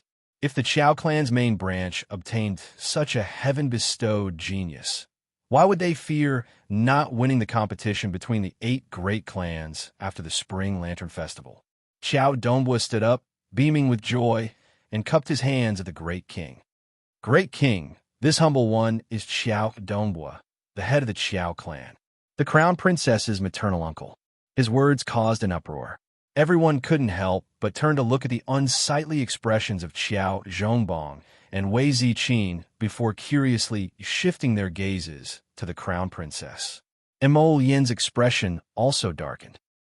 He had long heard about how Qiao Zhongbong and his wife were rejected when they went to the main branch after moving to the capital. He didn't expect that the main branch's patriarch would be so shameless as to shamelessly come to acknowledge his relatives at this New Year's banquet where the 8 great clans were gathered. Chapter 861. Evidently, the Great King was unaware of this situation. He was startled for a moment before replying with a chuckle, "Marquis of Jin, we have never heard you mention that your main family is the capital's Qiao family." Qiao Zhongbong stood up with a trace of anger between his brows. Unfortunately, before he could speak, Xiao Dongbua snatched the thread of conversation. Precisely. We can't write 2 Qiao characters in one stroke. Previously, because the servants were incompetent, the Marquis misunderstood the main family. Actually, the Qiao family's main family very much welcomes the Marquis family's return. With the Crown Princess's cultivation and strength, she doesn't need to participate in the clan competition and can immediately enter the clan's martial arts hall to study. After the Lantern Festival, we hope the Crown Princess can represent our Qiao family in battle. Qiao Dongbua's face blossomed into a chrysanthemum-like smile, causing all the wrinkles on his face to sway. Qiao Zhongbong snorted before turning to the Great King and cupping his hands. Reporting to the Great King, this subject was merely a farmer in the past and has already severed ties with the Qiao family's main family for more than a decade. Now, that family head Qiao is bringing up this old matter again. It is unavoidably as if you were trying to claim kinship. Qiao Dongbua's face twitched, and he couldn't resist retorting angrily. How can blood ties be severed so easily? You will be old chows for one day. You will be old chows for the rest of your lives. Shameless old thing. Duan you harumphed. Anyone with a discerning eye could tell that this black-hearted patriarch of the old Chow family clearly wanted to bring their family's JoJo back because of her astonishing talent. Participate in the competition? He really dared to say such a thing. He was truly shameless. Arbor looked on coldly from the sidelines and didn't say a word. He held her small soup bowl and drank the meat soup spoonful by spoonful. Chow Zhongbong forcefully flung his sleeve. Family head Chow, please conduct yourself with dignity. Chow Dongbua's face turned green from anger, and he jumped up and shouted angrily, Eldest nephew, you aren't being kind by doing this. Empress Zhao sat in the great hall with her mouth tightly pursed. She coldly stared at the people of the Qiao estate as a trace of disgust involuntarily crept into her heart. Qiao Dongbua's eldest son, Qiao Zhongda, sneered, Dad, what do you have to say to this kind of people who forget their ancestry? He's the kind of person who could harden his heart and throw me into a dilapidated temple to be exposed to the wind and rain. Wei Ziqing's heart thumped. Today, all the officials of the third rank and above were gathered, and the 8 great aristocratic families were all present. If this black-hearted Qiao Dongbua really came up with some kind of reputation of forgetting one's ancestry, then who knew what kind of rumors would spread about their family's old Qiao in the capital tomorrow? Sure enough, as soon as Qiao Zhongbong said this, the entire hall was filled with gasps, and the gazes everyone shot at Qiao Zhongbong carried a trace of surprise. After all, in this day and age, even the great king constantly talked about filial piety, and the entire nation advocated filial piety. How could a person who didn't even have the basic filial piety talk about loyalty and righteousness? If they walked on the streets, they would be pointed at and cursed behind their backs. Mo Lien put down the cup in her hand, and her phoenix eyes coldly swept over Qiao Zhongda. If you're talking about old lady Qiao, then that's a coincidence. This prince can testify that old lady Qiao was the one who made a fuss and insisted on leaving the marquis's estate with her youngest son and youngest daughter-in-law. What's the problem with this? What's with the dilapidated temple? Qiao Zhongda's entire body couldn't help but tense up when Mo Lien's cold gaze swept over him. The man in front of him had a trace of terrifying deterrence in his eyes, as if he only needed a cold gaze to kill him by 1,000 cuts. Chapter 862. Yes, death by 1,000 cuts. That's how terrifying it was. Qiao Zhongda's body couldn't help but tremble.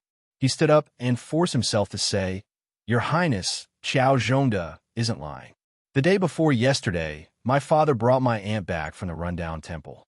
My aunt was so miserable that she didn't even look human anymore. Anyone with the slightest bit of sympathy wouldn't be able to bear to see her like that, right? Oh. Mo Lien pretended to be puzzled and asked. This prince was also there that day. Old Madame Qiao cried and made a fuss about leaving with her son and daughter-in-law. So the old madam actually went to stay the night in the rundown temple? Why was that? Fuck. Qiao Zhongda wanted to curse in his heart. Wasn't His Highness clearly trying to shield the family? What do you mean by why? What other reason could there be for staying in a rundown temple? They had no money, no food, no houses, nothing at all. What other reason could there be? Otherwise, why would people stay in a rundown temple when they had a nice big house to live in? That day, my father-in-law and mother-in-law tried their best to persuade the old madam to stay, but the old madam insisted on leaving with her youngest son. Our dear Mo Lien's ability to lie through his teeth gradually deepened, and he shook his head regretfully as he said, We also had no other choice. We had no choice but to have elderly lady and her youngest son move out to live outside. The whole thing was actually quite simple. The main thing was that the old madam's youngest son was too much of a good-for-nothing. When Prince Amos said this, his entire face became solemn, and his expression seemed a bit cold. That couple came knocking on our door that day and insisted that father-in-law hand over the position of marquis and give up the big house. They also wanted mother-in-law to give up the title of nobility to their daughter-in-law. How could they do that? Everyone in the main hall, men and women, old and young, all revealed an incredulous expression. Arbor was sipping his soup and almost choked when he heard this. He lowered his head and silently drank his soup while secretly reaching out to tug at Prince Mo's collar. That's enough. If you continue to argue like this, it'll sound fake. Prince Mo's expression was especially solemn as he stood up and bowed to his imperial father. Imperial father, this son has never seen such a shameless person. They even dragged your father-in-law and mother-in-law into the palace and threatened to have you confer a new title of Marquis and Madam. The old Great King was dumbfounded, not to mention the Great King and the other courtiers. Even Xiao Zhongbong and his wife were dumbfounded. Is that so? They were all present that day as well. Had such a strange thing happened before? The couple looked at each other speechlessly. My son-in-law is really good at making up lies. Father, I was so angry that I chased them out in your name. The old Great King was speechless that this son of his had never not cheated his father since he was young. He already knew this, but there were so many courtiers and people from the 8 great aristocratic families. Was it really okay for him to cheat his father like this? Imperial father, do you think we should chase away people who disrespected elder brother and the Great King? Yes. The old Great King nodded. Should we not let them step into the Marquis's estate for the rest of their lives? Yes. Yes. The old Great King weakly responded. He actually wanted to ask, what did this trivial family matter of old Xiao have to do with him? Many thanks, Imperial Father. Crown Prince Imo straightforwardly curtsied to his old dad before turning to wink at his Xiao Xiao. He then turned to ask Xiao Zhongde, you heard everything, right? Chapter 863. What did he hear? Xiao Zhongde was dumbfounded as he silently looked at the Crown Prince. It was the Great King's intention to chase that heartless and unscrupulous youngest son and daughter-in-law out of the Marquis's estate. Did you not understand? Imogen swept her gaze over Xiao Zhongde like she was looking at an idiot. Xiao Zhongde silently shut his mouth. As for elderly Lady Xiao, as I said before, she has hands and feet and is a living person herself. Who can stop her from going wherever she wants to? Prince Imo dryly glanced at Xiao Zhongde. As for why they lived in the rundown temple, Imogen paused and blinked with a spurious smile. Perhaps it's a personal hobby. Perhaps elderly lady got tired of living in a large house and wanted a change of environment? Duan Yu spat out a mouthful of wine. In exchange, he received an irritated glare from Imogen. Xiao Zhongde was so infuriated that his eyes, nose, and mouth were practically all crooked. What outlandish argument. So there were actually people in this world who disliked living in a large house and especially wanted a change of environment to live in a rundown temple that was exposed to the sun and rain. The Great King, who habitually supported his son, also coughed softly and nodded. The Crown Prince's words are not without reason. Reason my ass. Xiao Dongbu's face was also contorted from anger, and his hands were plastered to the sides of his robe as a sneer hung on his lips. In that case, it really is that punk Xiao Zhongheng and his wife who don't know what's good for them. But Zhongbong Xiao Dongbu turned his face away and said earnestly, no matter what, even if the bones are broken, the tendons are still connected, especially your mother. You don't know how pitiful she looked that day when we went to the rundown temple to bring your mother out. Exalted Great King. Duan Yu suddenly lifted his robe and stood up with cupped hands, interrupting Xiao Dongbu's words with a smile. Today is the day that the 8 great patrician families are gathered. We didn't come here to listen to family trifles and wails. If family head Xiao really wants to resolve the family's mundane affairs in this audience hall, then why not use us cultivators' methods to resolve conflicts? Mu Boming asked with a smile. 4th young master Duan, I wonder what you're referring to when you say that cultivators use methods to resolve conflicts. Fist. Duan Yu shook his fist and said with a grin, instead of being so wishy-washy, why don't we have a good fight? Xiao Dongbu's face was dark and gloomy, and he used a terrifying gaze to stare at the handsome youth who had abruptly interrupted him. Just now, He felt that Xiao Zhongbong's eyes had clearly wavered when he heard about old Madame Qiao's tragic situation. He felt that he had a chance of persuading Qiao Zhongbong to return to the Qiao family's ancestral home to see his mother. Unfortunately, this brat who popped out of nowhere suddenly spoiled everything. Family head Qiao, why are you staring at me like this? Do you want to have a match with me? Duan Yu's eager expression made Xiao Dongbua's teeth ache. He would have to be crazy to compete with this kid. Why would he, the dignified family head of the Qiao family, have a match with a junior from the Duan family? It wouldn't be surprising if he won, but it would be even more humiliating if he lost. He would have to be crazy to compete with this Duan family brat. Duan Yu blinked and looked at Xiao Dongbua with a disappointed expression. Family head Xiao, you actually don't dare to compete with me.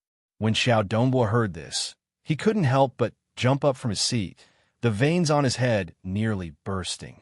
Brat, speak properly and don't babble nonsense. Grandfather, he's scary. Chapter 864. Duan Yu abruptly turned his head to look at the elderly man in his 60s drinking tea. The elderly man's hair stood on end like steel needles. His eyes were hale and hearty, and his body was robust. His voice was as loud as a bell when he opened his mouth. Slap!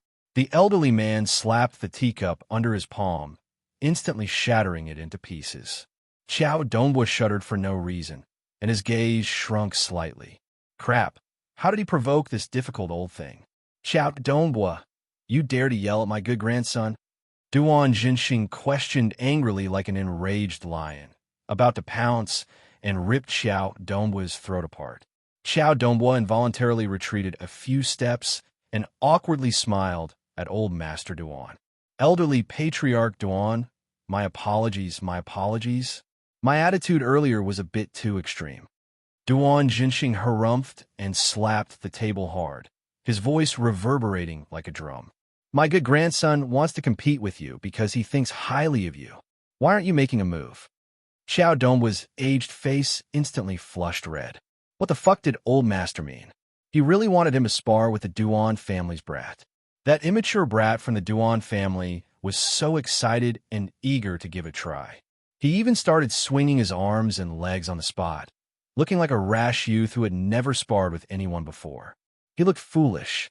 If he hit him too hard, old Master Duan would lose face. If he hit him too lightly, he wouldn't be willing. I'll spar with you. Xiao Zhonda abruptly stood up from his side and angrily declared, You don't have the right to spar with my dad. Old Master Duan's aged face darkened at once. He exerted some force in his hand and shattered the short table in front of him with a boom. Punk, who are you saying doesn't have the right? Old Master Duan roared. The great king's eye twitched, and he looked at the queen sitting upright beside him. Queen, did you prepare a few more tables? Seeing that old Master Duan's fiery temper was about to erupt, Xiao Dongbua hastily stopped his son and smiled apologetically. Old Master, my son is insensible. All right. Duan Yu responded crisply and abruptly stretched out his long legs, directly jumping over the small table to the center of the main hall. He crooked his finger at Xiao Zhonda with a sly smile. Don't cry if you lose, tortoise. Brat, you're courting death. Without waiting for Xiao Dongbua to stop him, Xiao Zhonda was already like an enraged elephant, furiously stomping on the main hall stone bricks as he madly dashed toward Duan Yu. His fist, accompanied by an explosive roar, was already in front of Duan Yu's eyes. Some of the more timid daughters of officials had already reached out their hands to cover their eyes. They couldn't bear to see such an elegant and peerless young master being ruthlessly rammed out like a bull. Only a loud boom sound could be heard in his ears.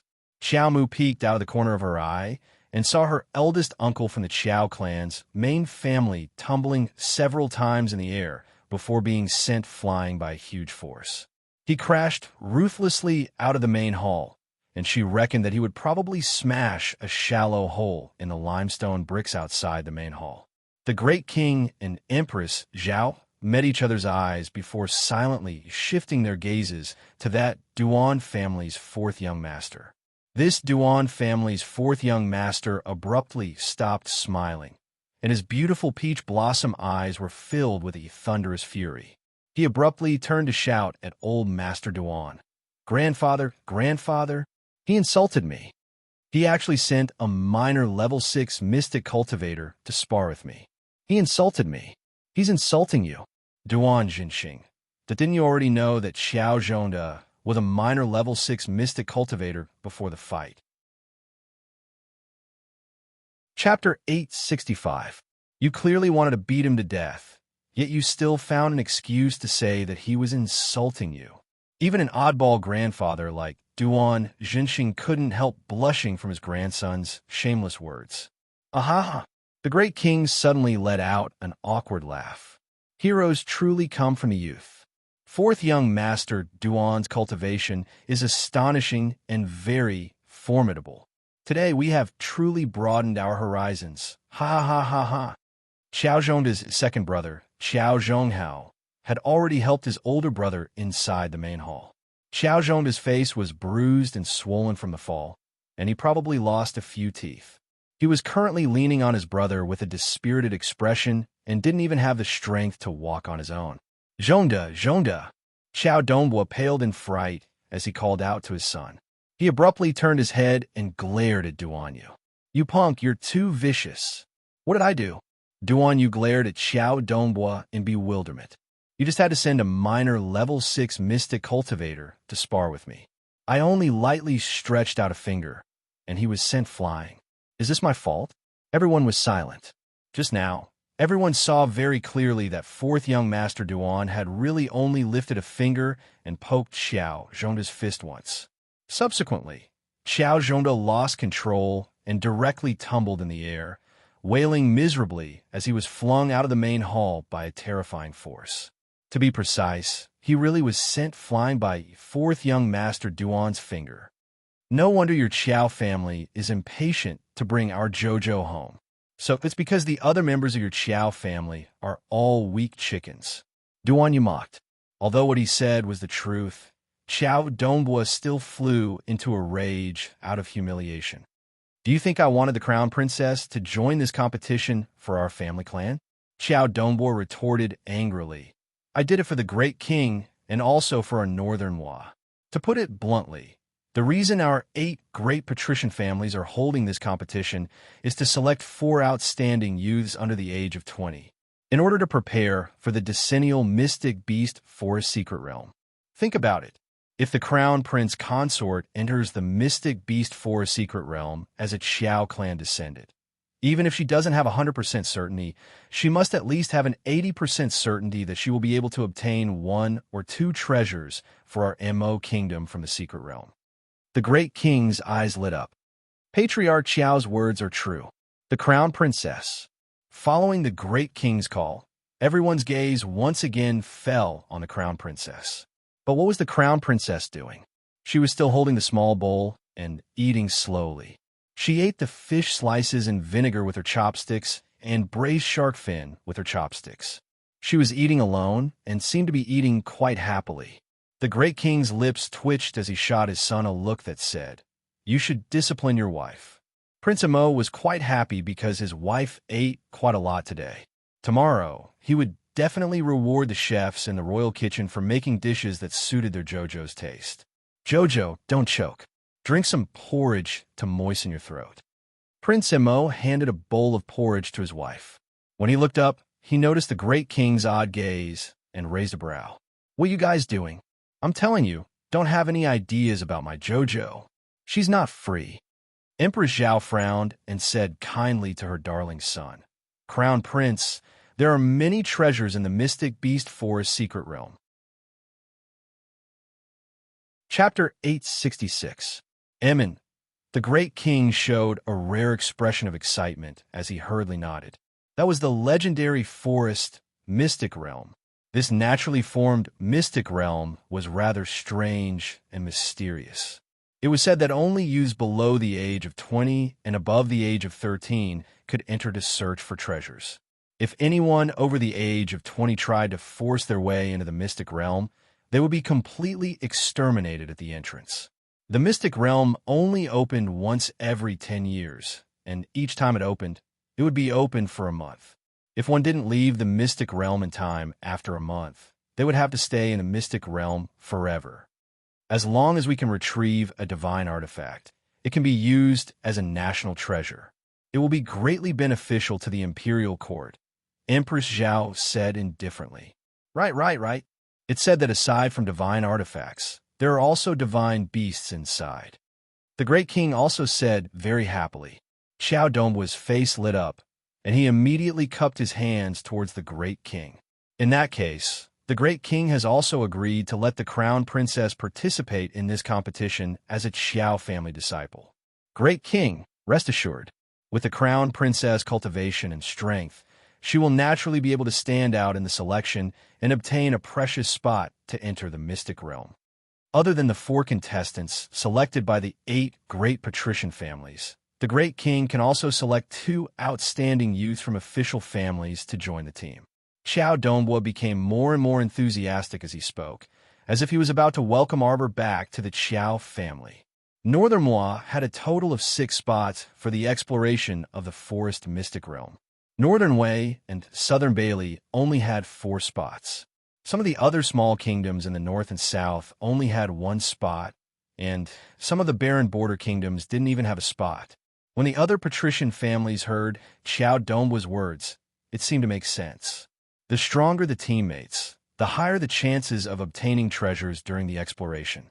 According to the rules, the 6 members of the exploration team had to have their inner world scanned when they came out of the mystic realm. At that time, they could only keep 1 treasure, and the rest would have to be handed over to their family clans. Of course, the family still had to pay tribute to the old great king of the Mo kingdom. That was how it was done. Along the way, the young men and women had experienced life and death situations. Even if they risked their lives, they would only be able to obtain a single treasure. In the end, they might even die in the mystic realm. Everyone was excitedly discussing how Arbor returning to the Qiao family was indeed a very beneficial thing for them. The 2 young masters of the Qin estate watched from the side with cold eyes. The young master of the Omega Kitoku even curled up the corners of his mouth, revealing a mocking smile.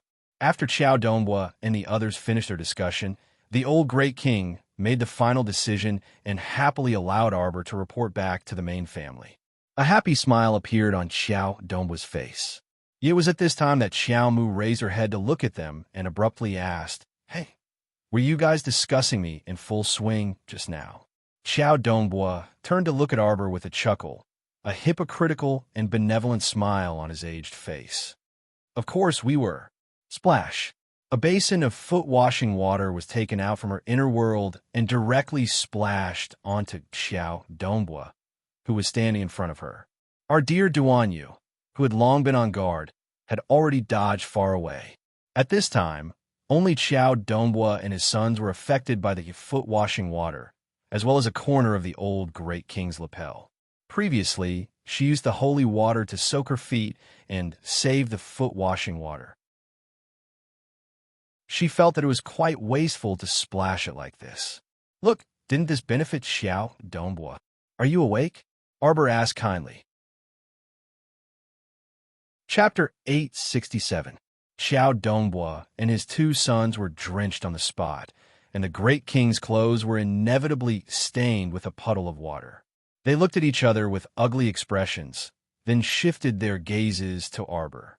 In a place like the forest mystic realm, if I really wanted to go, why would I need to fight to the death to get a spot? Arbor looked impatiently at Xiao Dongbua and his son. "What? I can't go without a spot. If I want to go in, do you think you trash can stop me?" Arbor completely ignored how angry Xiao Dongbua's face was and said with a sneer, "Do I have to use your Xiao family's name, risk my life, and pester you to go to the mystic realm to get treasures? Xiao Dongbua, is your brain damaged, or am I stupid? This kind of idea of harming others for your own benefit, you're pretty good." Arbor clapped his little hands and stood up, coldly glancing at Xiao Dongbua and his sons. "Hurry up and disappear from my sight." "Scram!" Xiao Mu shouted, and her icy face was instantly covered in a layer of terrifying killing intent. This angry shout scared Xiao Dongbua so much that he retreated a few steps. When he stood up, his entire face was red and twisted. Xiao Dongbua's second son, Xiao Zhonghao, supported his eldest son, Xiao Zhongde, and angrily looked at Arbor. You don't even want the old ancestor anymore, do you? Arbor mockingly curled his lips. If the Qiao family's old ancestor really knows, he'll be so angry that he'll come back to life. Vicious woman, Xiao Zhonghao angrily scolded, his entire face filled with shock and anger, as if he would explode in the next moment and tear Arbor to pieces. Wei Ziqin was furious. Xiao Zhonghao, do you have to argue about the Qiao family's matters with us here? Since the Qiao family isn't afraid of being humiliated, then I'll have a good talk with you. Who's the vicious woman? Who's the shameless one? You bunch of black-hearted villains. Why don't you look at your own face in the mirror? Aren't you ashamed or blushing? Wei Ziqin's eyes widened as she reprimanded sternly. Back then, on the second day after my family's old Xiao, and I moved to the Mo kingdom capital, we brought gifts to visit the main family according to the rules. And the result? There was no way to enter. He was driven out of the main family. Mother, Arbor and Jolin both looked at her and asked, "Is that true?" Xiao Yilan and her second uncle had never mentioned the humiliation they had suffered in front of the children, so Jolin and the others didn't know about it all. Xiao Zhongde, do you dare to say no? It was you. What did he say to us when he crossed his arms and looked down on us like a snob? Huh? Don't you remember? You're just a country bumpkin. You want to bring some trash to climb up the social ladder? Go back to where you came from. I'm going to return those words to you right now. Wei Ziqin said angrily, word by word. You greedy bastard. You want to use some bullshit quota to climb up the ranks of my daughter, the noble crown princess? Scram back to where you came from. Wei Ziqin harumphed at the last sentence, glaring at Xiao Zhongde and his brother with a sharp glint in her eyes. Xiao Zhongde shrunk his neck in fright and retreated a step weakly. Whoosh! A thin piece of paper was flung at Xiao Dongbua's face. Arbor glanced at the old man mockingly. Look clearly at what's written in black and white. Chapter 868. The family separation document is written clearly enough, right? Those with good eyes should be able to read it. Arbor coldly swept a glance at Xiao Dongbua. I see that you're already so old, so I respect you and call you old sir. Otherwise, you're a shameless old man. You. Xiao Dongbua was so angry that his heart, liver, spleen, and lungs were violently trembling. Arbor spread her fingers, and that thin family separation document immediately flew back into her palm with a whoosh. Our family is already separated from Qiao Zhongheng's group of demons and monsters, let alone you guys, who don't know what you're talking about. What? Do you think that just because you have the Qiao character on your name, you're family with us? You're deluding yourself into thinking that you can climb the social ladder and talk about friendship with me? Just based on your moral integrity? Are you even worthy? Arbor bluntly mocked. Good. Xiao Dongbua was already so angry that he couldn't make a sound, and only his fingers were trembling. He abruptly turned his head and grabbed his son Xiao Zhonghao's shoulder, loudly shouting, "Let's go." Arbor leisurely folded that family separation document and coldly swept a glance at Xiao Dongbua and the rest. Family head Xiao, I hope that you're a good person and don't go out and carelessly spread rumors. You know that people who spread rumors will also go to the hell of having their tongues pulled out after they die. They'll never be reincarnated. Arbor practically said the last sentence through gritted teeth, one word at a time, until Xiao Dongbua and the rest felt a chill run down their spine, and they turned their heads to take a look. But they saw that the little girl under the waning lights seemed to have a ghostly aura, and the black gates of hell seemed to be faintly visible behind her back, frightening them to the extreme. Xiao Dongbua shrank back and supported the weak and powerless Xiao Zhongde. The father and son trio left the main hall in a huff, not even bothering to say goodbye to the others. The remaining people from the 7 great patrician families and the great king's empress, Zhao, didn't look so good on their faces. The great king cautiously glanced at his daughter-in-law's dark expression, then secretly peeked at his son, a trace of helplessness rising in his heart. Sai's so tired. Now that the banquet had turned out like this, everyone's interest was waning. Humph, the entire Qiao clan is filled with foul air. None of them are good people. Mu Qianqian sneered. Her voice was neither loud nor soft, but just happened to fall into everyone's ears. As soon as he said this, Empress Zhao felt even worse. She originally had a lot of complaints about this little stoic. Now that she saw that this stoic's family members weren't all that great, she felt very uncomfortable.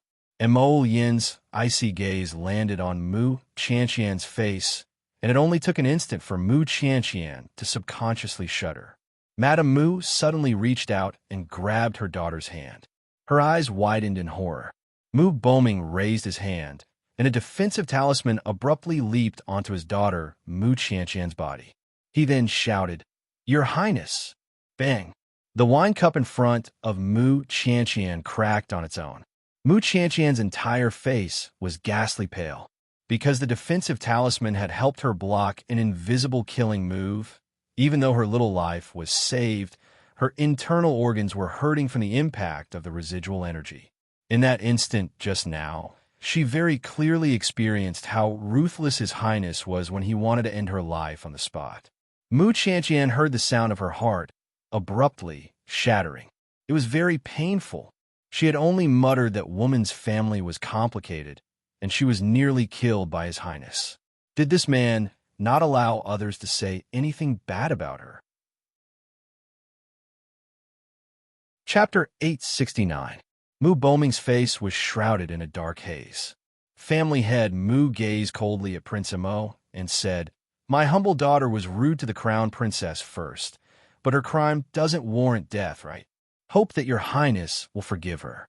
Mo Yin retracted the powerful force she had released to target Mu Qianqian and also cast an aloof glance at Family Head Mu. "Family Head Mu, your daughter has repeatedly offended our wife. According to the rules, she should be severely punished."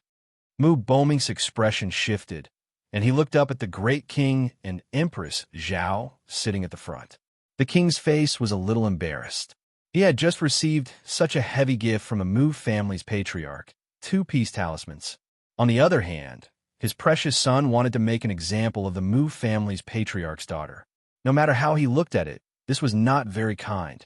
The old great king quickly chuckled dryly and sent his son a look as he said, "It's just some small animosity between young ladies. It's fine, it's fine."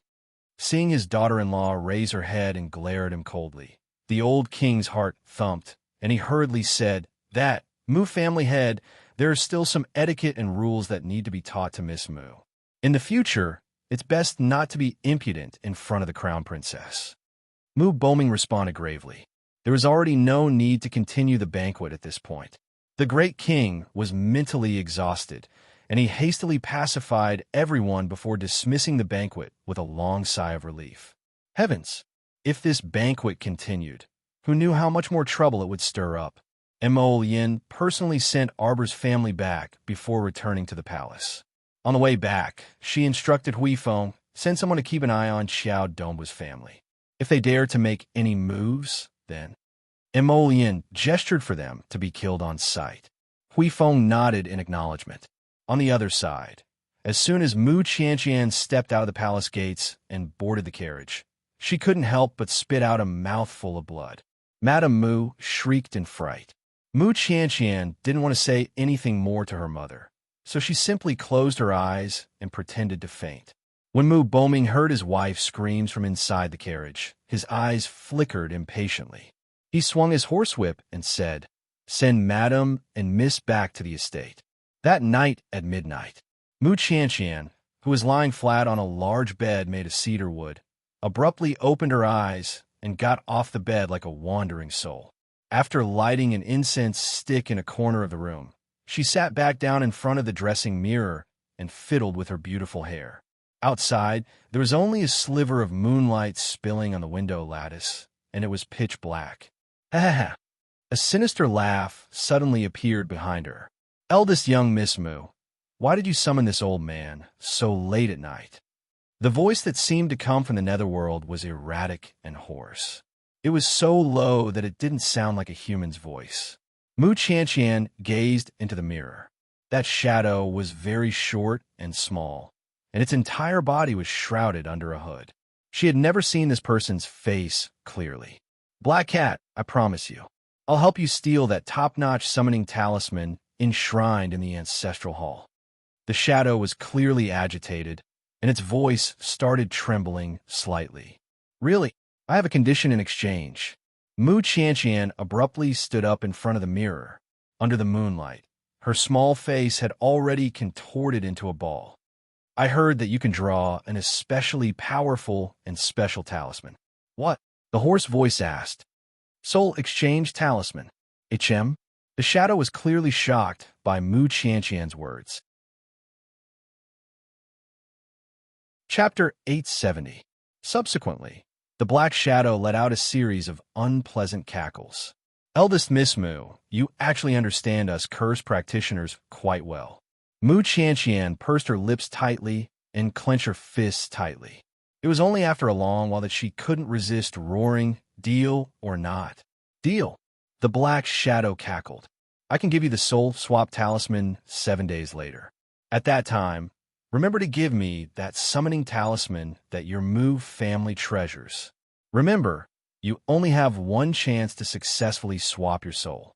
If you fail, you will vomit blood and become paralyzed in the lightest case, and your soul will scatter and you will lose your life on the spot. Gaga gaga gaga. This little lady is rather courageous." The laughter was like a wisp of black mist that faded away. Great Master Black Cat.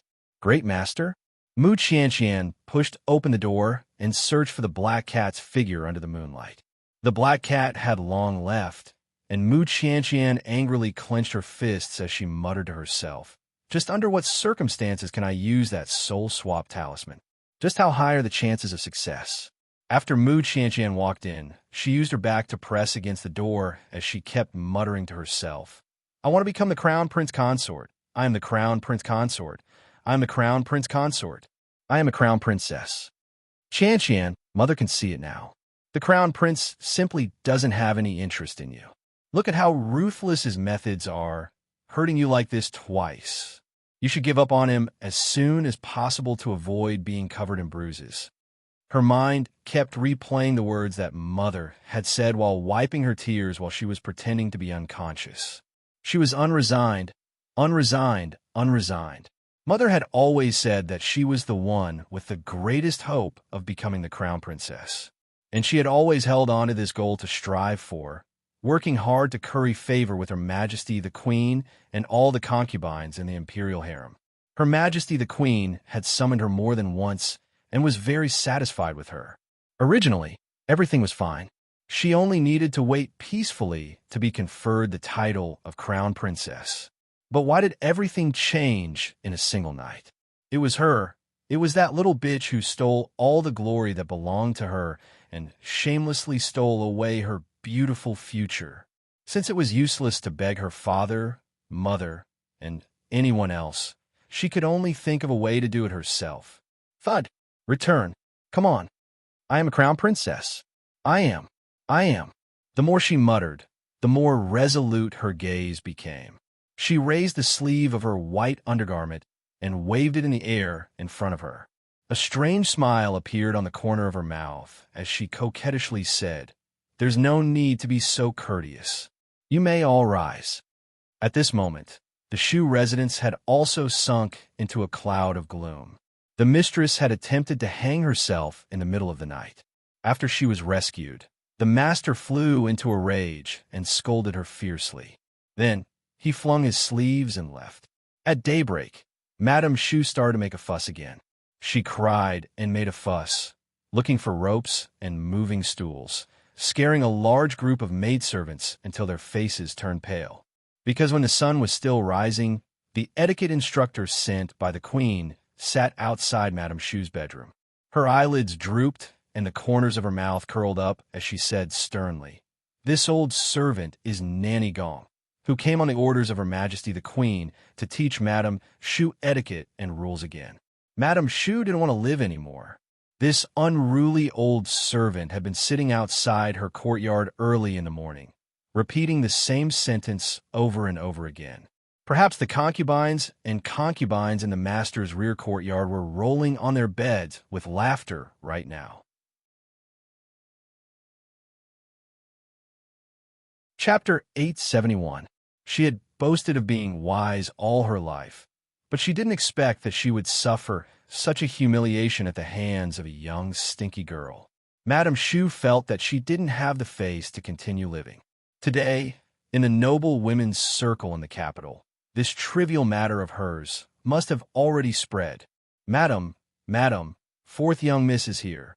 Here. Madame Shu tightly grasped her daughter's hand as she wailed loudly. Mother. Shu also didn't feel good. In her eyes, her mother was a very strong-willed person. In front of her father's concubines, she was usually unyielding. When had she ever seen her mother reveal such a weak side, crying like a child? Child, you must work hard, understand? As long as you become the crown prince's secondary consort and obtain the crown prince's favor, you'll be able to get back at me for all the anger I suffered yesterday. Do you know what that woman relied on? Madame Shu exhorted her younger daughter. She relied on His Highness the Crown Prince's power, which is why she dared to beat your mother so wantonly. Oh, pitiful mother is already so old, yet she still had to be beaten by a little slut in public. She has no face left. Not only that, in order to defile your mother, that slut actually instigated His Highness the Crown Prince to send an etiquette instructor to humiliate your mother in public. You must work hard, understand? Work hard. Mother, I know. I will definitely work hard and have His Highness marry me. I will snatch His Highness's favor from that slut's hands and help Mother take revenge. Shu Hui nodded with effort. When Shu Quan, who had just entered the room, heard her mother's words, she was so angry that she almost fell backwards. She hastily lifted the curtain and walked in. She hastily said, Mother, what are you saying? With younger sister's family background and looks, it's also possible for her to be a duke's wife. Why must you insist on getting close to His Highness? Although the title of secondary consort sounds nice, in reality, you're still a concubine. When you enter and meet the crown princess, you still have to kneel and offer her tea.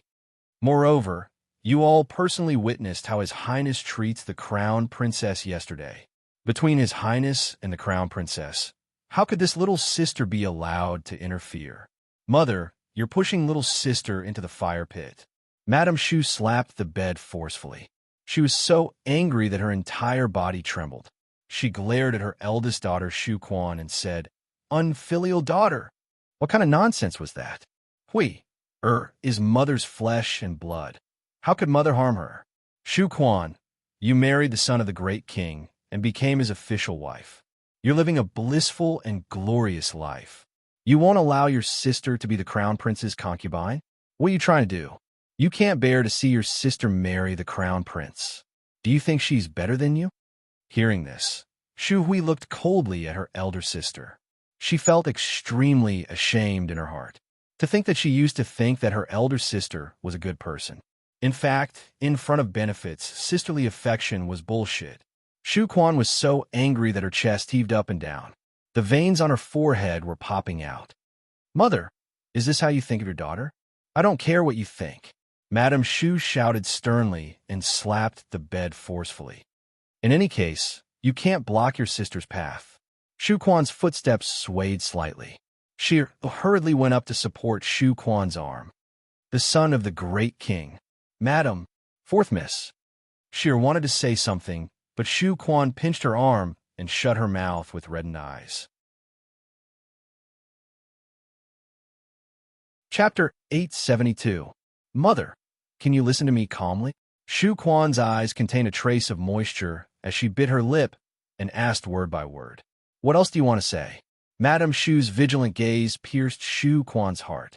His Highness is definitely not someone you can play around with. I hope you can understand this. Otherwise, the Shu family will definitely suffer a calamity. The entire Shu family will definitely not be left alive. Shu Quan blinked back the moisture in her eyes and turned to look at her younger sister, who had a cold expression. Younger sister, elder sister hopes that you can live well. Marrying His Highness the Crown Prince is definitely not a good choice. You also saw what happened to father's concubines. It's really not easy to be a concubine. Shu Hui's bright eyes widened, and she suddenly said impatiently, I'm not being a concubine for an ordinary family. I'm being a side consort for His Highness the Crown Prince. Elder sister, you don't have to worry so much. You'd better keep those women in your first prince's residence under control. Shu Quan was so angry that she staggered and said with a smile, All right, I was being nosy. Sheer, let's go. Shu Quan walked out a few steps before stopping and turned to say, Mother, fourth sister, I hope you can open your eyes and see clearly. A man's heart isn't something you can immediately win over just by trying hard. At least, that's not the case for His Highness in my eyes. He's firm, decisive, and resolute. On the surface, he looks as gentle as jade and makes people feel like they're bathing in the spring breeze. In reality, he's the most callous, indifferent, tyrannical, and heartless man in the world. At least before the appearance of the Crown Princess, I've never seen him stare at a woman for so long. I'm certain of one thing. If you dare to ruin his relationship with the Crown Princess, I'll definitely kill him. I think he will definitely make our entire Shu family pay for your stupidity. After Shu Quan said this, she didn't look at her mother and younger sister again and led her out the door with her head held high. Only Sheer, who was following behind her, clearly knew that the princess consort's body was still trembling. Her back was stiff, and she looked extremely lonely and pitiful. The sound of Madame Shu angrily smashing a vase could be heard from the central room.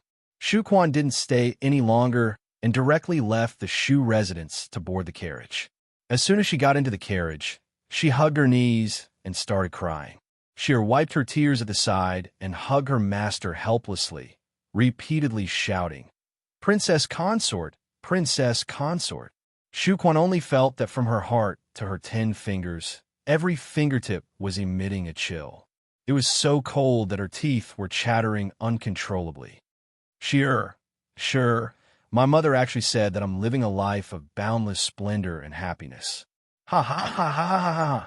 Shu Quan laughed until tears rolled down her cheeks. If I had a choice, I'd rather have nothing.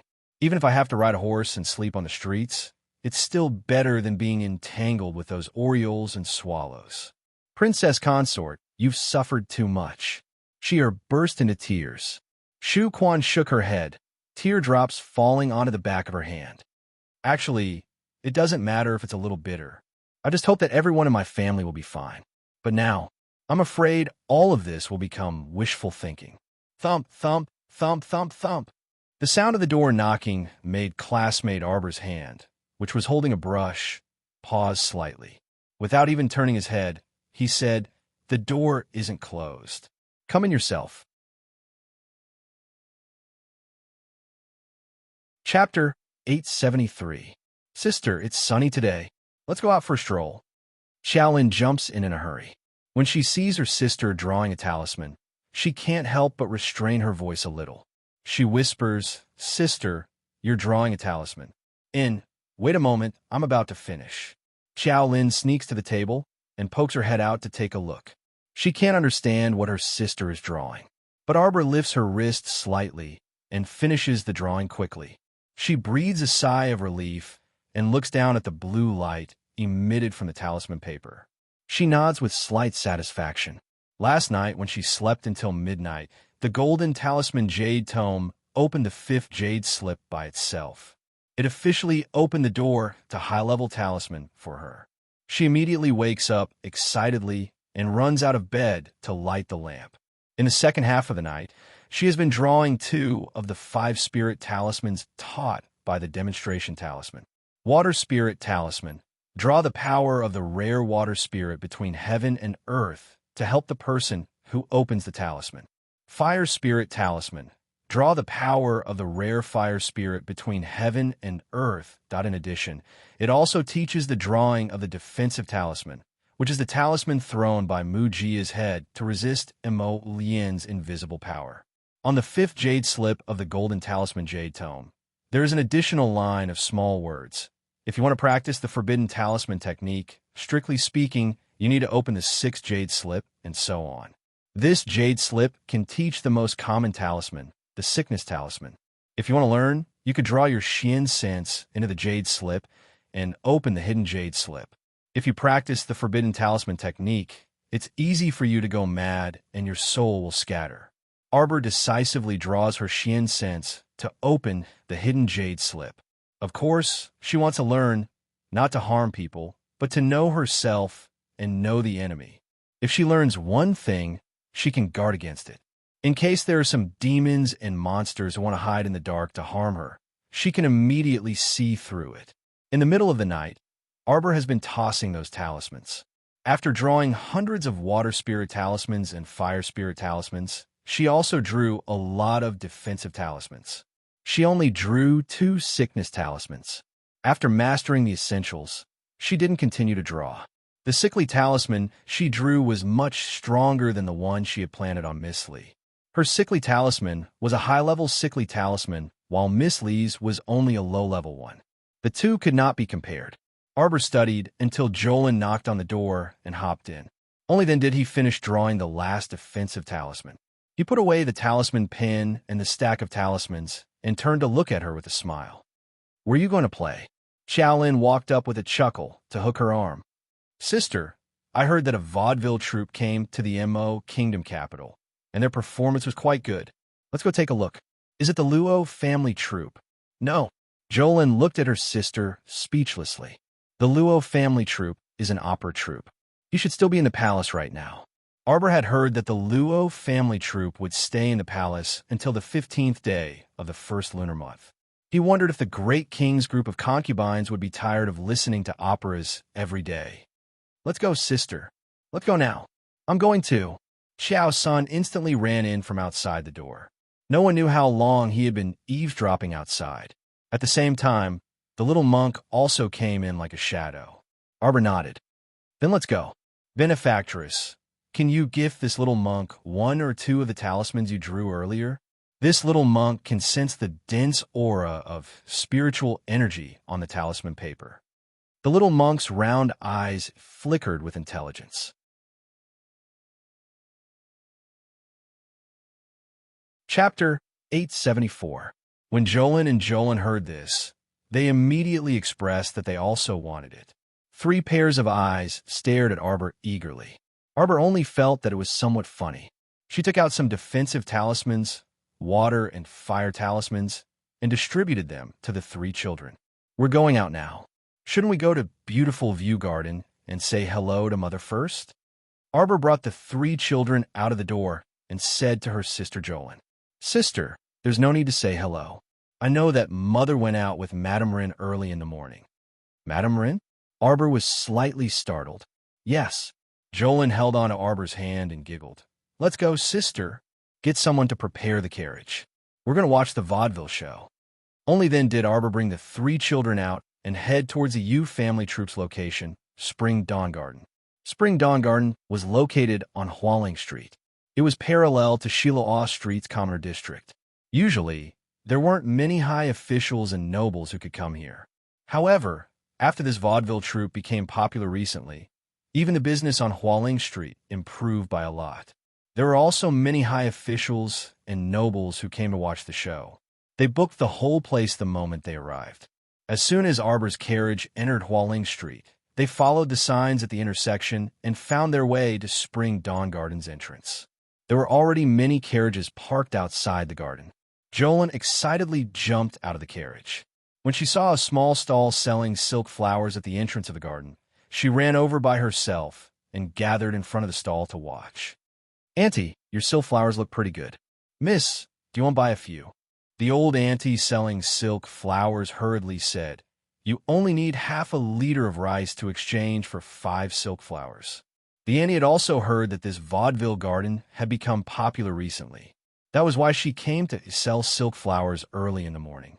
It was a pity that the young ladies and madams of the noble families who came and when all had their eyes on the top of their heads. They didn't even look at her small roadside stall. Okay, give me 5. Jolin was a rich woman. She had enough food in her inner world to last her for at least half a year. Not to mention that her elder sister had given her 2 storage talismans filled with peaches, winter fruits, and various other fruits and snacks. She estimated that she would be able to eat everything in these 2 storage talismans for a year and a half. Half a liter of millet in exchange for 5 silk flowers was too cheap for Jolin. She hurriedly took out a small bag of rice and handed it to the old woman. "I'll buy it. 'Tis country bumpkin." A sarcastic laugh came from behind Jolin, but Jolin pretended not to hear it. He reached out and took the 5 silk flowers that the old woman handed to him with tears of gratitude. He picked a wooden box and put the silk flowers in it, happily holding it in his arms. "Sister." Jolin turned around and saw the enchanting lady standing behind him. He rolled his eyes and pushed her away. "Excuse me, good dogs don't block the way." "Ah." The girl's body swayed, and the 2 servant girls hurriedly supported her. "You damned village woman. You actually dare to push this miss." Jolin didn't listen to her barking. She hurriedly hugged the wooden box and ran back to her elder sister's side. She handed the wooden box to her. "Sister, I bought silk flowers. We sisters will each have 2, and the remaining 1 will be for younger brother."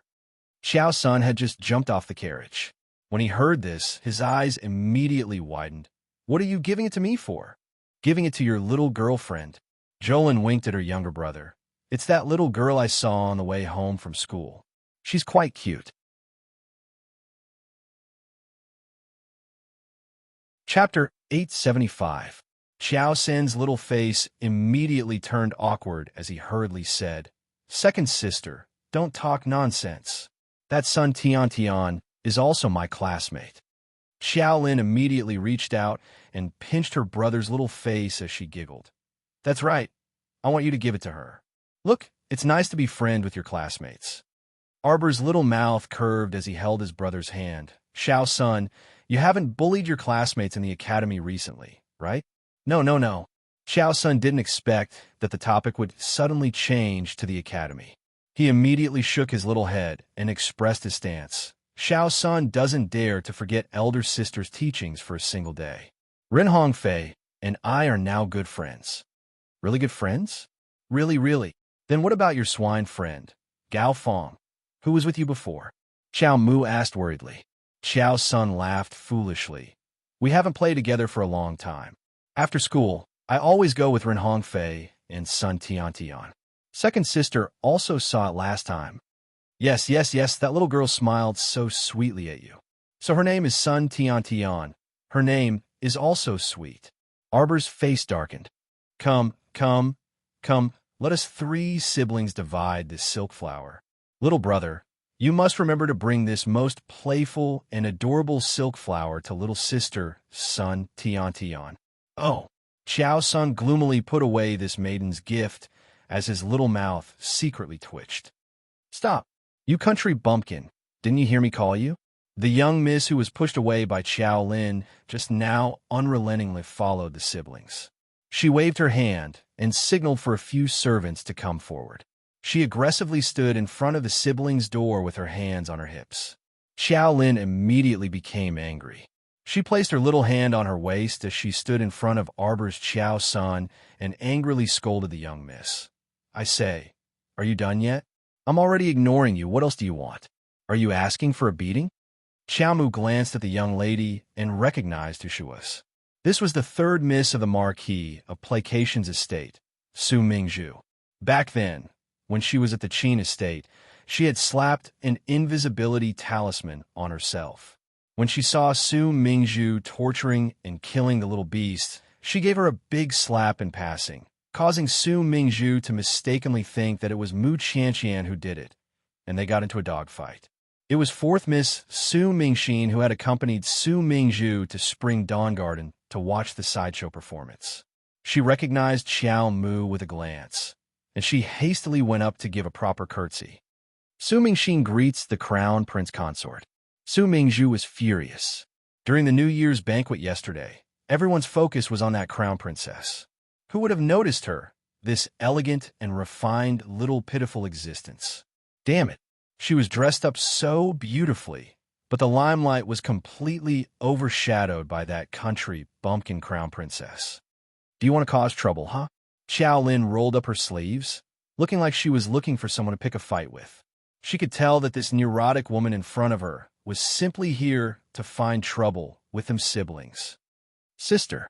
Fourth Miss Su hastily grabbed Su Mingzhu in fright. Sister, it's better not to be overly impudent in front of the crown princess. Scram! Su Mingzhu brusquely flung Su Mingxin's hand away and cast her a glance before scolding. Useless thing, scram to the side. How the fuck did I get in your way by buying a silk flower? Xiao Lin retorted angrily. I ignored you when I heard your mockery earlier, yet you're still trying to pick on me, huh? Looking for a beating. Chapter 876. You're the one looking for a beating. Your whole family is looking for a beating. Su Mingzhu's anger surged as she pulled out a double-edged spear from her conscience. Let's talk after we fight. Seeing Su Mingzhu leap forward, a small figure suddenly appeared in front of Xiao Lin with a flash. The little monk's chubby face had a benevolent expression. He raised a chubby finger above his head and pointed at Su Mingzhu, who had jumped forward. This benefactress, this little monk sees a baleful aura on your face. Your brows are dark. I'm afraid it's an omen of great misfortune. Arbor's mouth twitched. Xiaolin also broke down in an instant. She withdrew her angry expression and chuckled. Come back. Xiao's son unhappily ran forward and picked up the little monk. Why are you joining in the fun? A little bald donkey like you dares to challenge me. Preposterous. Su Mingzhu's anger flared. She controlled her mystic energy and poured it all into the sharp blade. A cold light flashed through her eyes as she suddenly jumped up and aimed her spear at Xiao Sen's back. You're courting death. Xiao Lin, who was already prepared, suddenly threw a punch and directly knocked the other party's spear to the side. Water Spirit Talisman. The little monk suddenly turned his head and threw out the talisman. Boom! A water column swept out.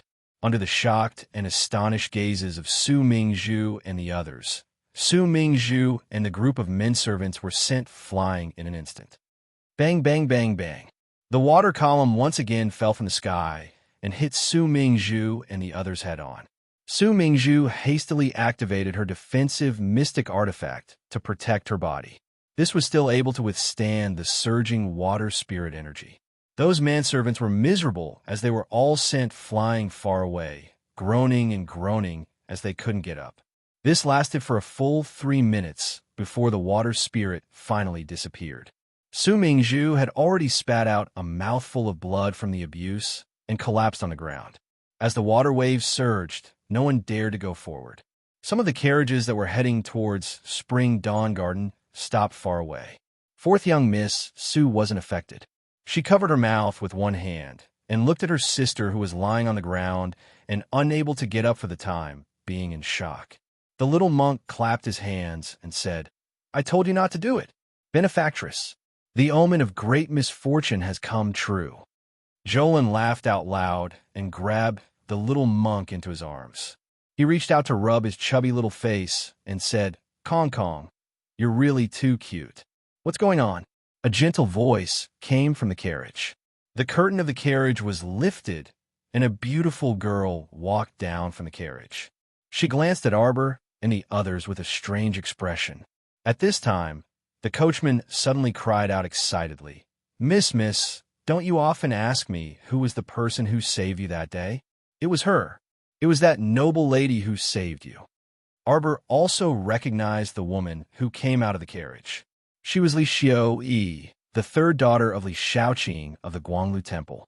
However, there was a strange emotion in Li Xiao-yi's eyes that shook slightly.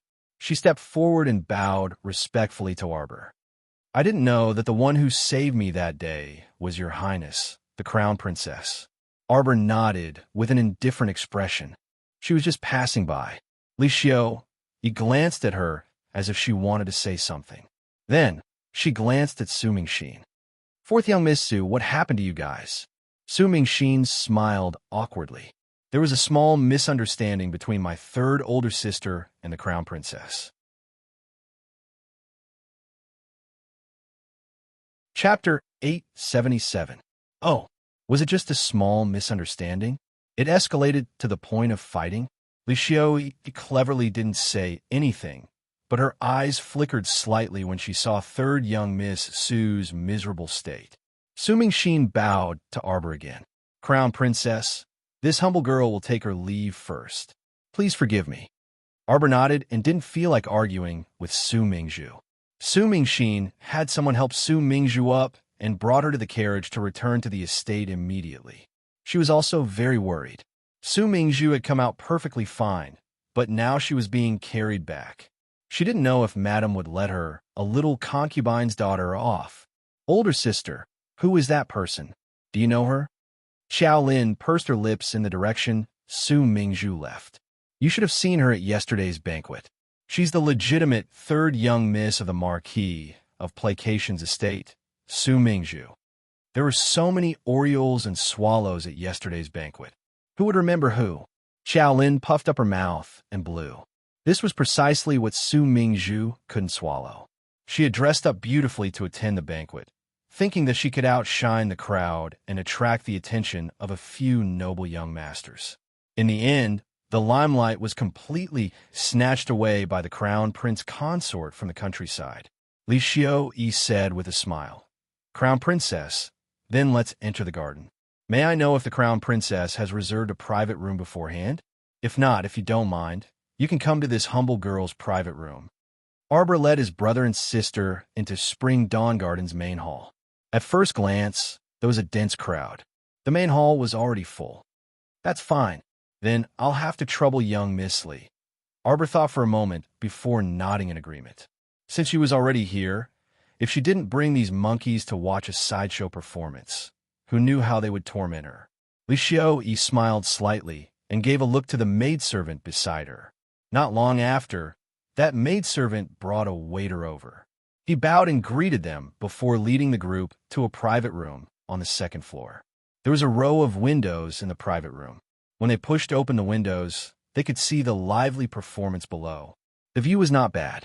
Soon, someone brought in some tea and snacks. They weren't very exquisite and were just enough to fill the stomach. A few children immediately cheered and ran to the window to lie down and watch with great interest. Arbor sat down at the table and poured himself a cup of tea. Then, he looked at Miss Li, who sat opposite him, and nodded slightly. You can speak now. Miss Li was stunned. She looked at her in a daze. For a moment, she seemed to be a little embarrassed. Crown Princess, what makes you think that my daughter has something to say? Your eyes told me. Arbor took a sip of tea and frowned slightly. This tea was really crude and plain. It didn't taste like tea at all. Lixiao couldn't help but laugh. The Crown Princess is really straightforward. She raised her head and glanced at the two maidservants beside her. You two leave first. I have something to say to the Crown Princess alone. The two maidservants hesitated and looked at each other. Under Lixiao's sharp gaze, they finally left submissively. Lixiao stood up decisively and walked to Arbor. She leaned to one side and bowed. May the Crown Princess bestow an illness talisman.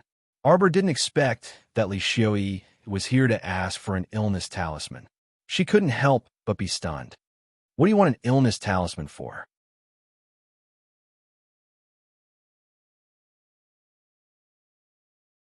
Chapter 878. With Arbor's exceptional intelligence, she casually thought about it and couldn't help but exclaim in a low voice, The illness charm that you were afflicted with last time? You also begged for it yourself? You purposely put the illness charm on yourself. Lixiao shook her head. The illness charm last time was something I bought by chance in a talisman shop a few years ago.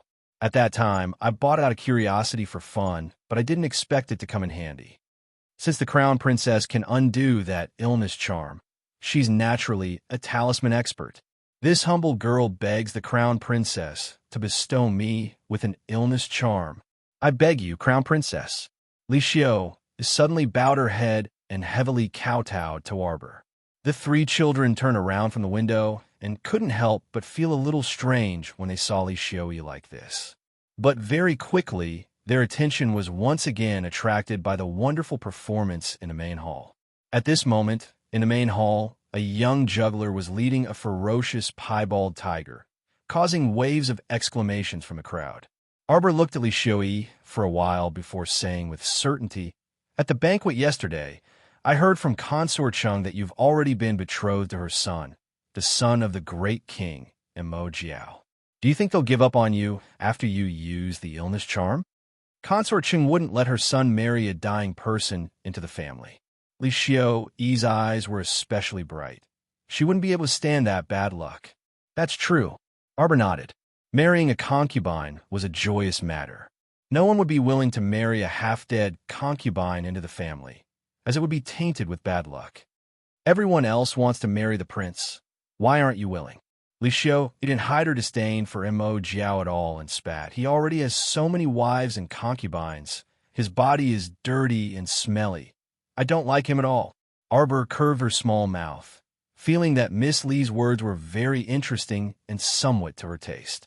But usually, when a young lady is forced to marry, don't they cry, throw a tantrum, and threaten to hang themselves? What's the point of that? Li Xiu raised her head and looked at Arbor with a determined gaze. "I don't want to do such a stupid thing for a stinky man like him. If I'm so sick that I can't even get out of bed, I believe that Consort Chung won't carry such an unlucky person like me into the great king's mansion." Arbor nodded and began to appreciate Miss Li's straightforwardness.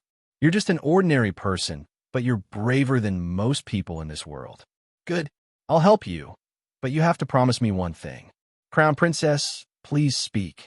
This humble girl isn't afraid of climbing a mountain of blades or diving into a pot of boiling oil. Li Xiu exclaimed as she gazed at Xiao Mu with bright eyes. "I don't need you to climb a mountain of swords, nor do I need you to jump into a frying pan. As long as you keep it a secret, you can't tell anyone that I'm a charm master." Xiao Mu didn't want to seek trouble for herself. Curse practitioners have been labeled as demonic beings and had always been suppressed by various parties. If someone with ulterior motives found out that she could create illness curses and was an out-and-out curse practitioner, then it would certainly cause a lot of trouble. Although she wasn't afraid, she found it annoying. "I, Li Xiu, swear to the heavens that if I dare to reveal the crown princess secret one day, I will be condemned by the heavens and die a horrible death." Arbor nodded and then took out a sickness charm from her inner world and put it in her hand. She said to her with a serious expression, "This sickness charm of mine is much more powerful than the one you had before."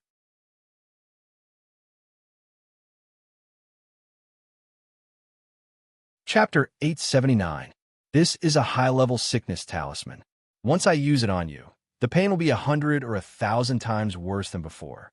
You have to be prepared to endure it. Li Xiu's eyes lit up, and she nodded vigorously. Yes, I'm prepared.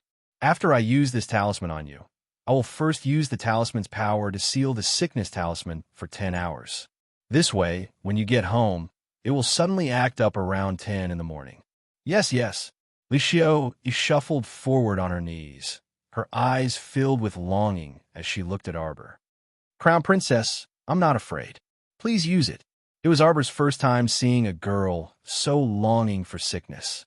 Shaking her head, she took out a high-level safety talisman and handed it to her. "You must not lose this talisman. When you really can't take it anymore, use the talisman. It can dispel the curse on your body." Yes. Li Xiu's eyes were filled with gratitude when she saw that the little girl was already so considerate of her. At the banquet, she had always heard people whispering about how the crown princess was arrogant and unreasonable, how she was cold-hearted and expressionless. But now that she had the courage to interact with her, she realized that the crown princess wasn't as bad as people said. Under the crown princess's expressionless and icy face, there was a soft and gentle heart hidden. Only when one was close to her could they see it clearly. That was why it was useless to rely on hearsay when dealing with people. Some people and some things could only be seen clearly if you used your heart to interact with them and think about them. You shouldn't just follow what others say without any opinions of your own. Consort Chung is an old fox. She might test you many times. It might take a long time. Arbor took out a small bottle of medicine from her sleeve and handed it to her. This medicine can help you temporarily block your five senses. If it's too painful, just block it. Li Xiu was already so moved that she couldn't speak. She nodded heavily with tears in her eyes. Crown Princess, I can't repay your kindness. Once my daughter passes this hurdle, if you need anything in the future, please don't hesitate to ask. Arbor activated the talisman, and a stream of light flowed into Li Xiu's forehead. Li Xiu suddenly felt a chill spread through her limbs, but quickly dispersed. Arbor put down 2 fingers and lightly said, I've locked it up for you. The talisman power will be maintained for 5 hours before it dissipates. At that time, you should be prepared. It should be very painful. Then, Arbor clenched his fist slightly and crushed the sickly talisman in his hand into powder and dissipated. Get out, all of you get out. A loud noise came from the hall below. The Qin estate's eldest young master has already monopolized this place. Get out. Li Xiu was in a good mood now that she had gotten rid of one of her worries. She was not afraid of pain, but she was afraid of marrying a disgusting man and having to bear his children for him. She would be disgusted to death if she had to face him for the rest of her life. Hearing the noise coming from downstairs, they all went to the window and looked down. The door to the private room was suddenly pushed open, and a person who looked like a vice troop leader walked in while rubbing his hands together awkwardly. I'm really sorry, ladies and young masters. The Qin estate's eldest young master has booked the entire place and invited his friends from the pugilistic world to watch the performance. So this, ladies and gentlemen, please rest assured that the fee will definitely be refunded to you. Li Xiu's face immediately darkened. Is this a matter of money?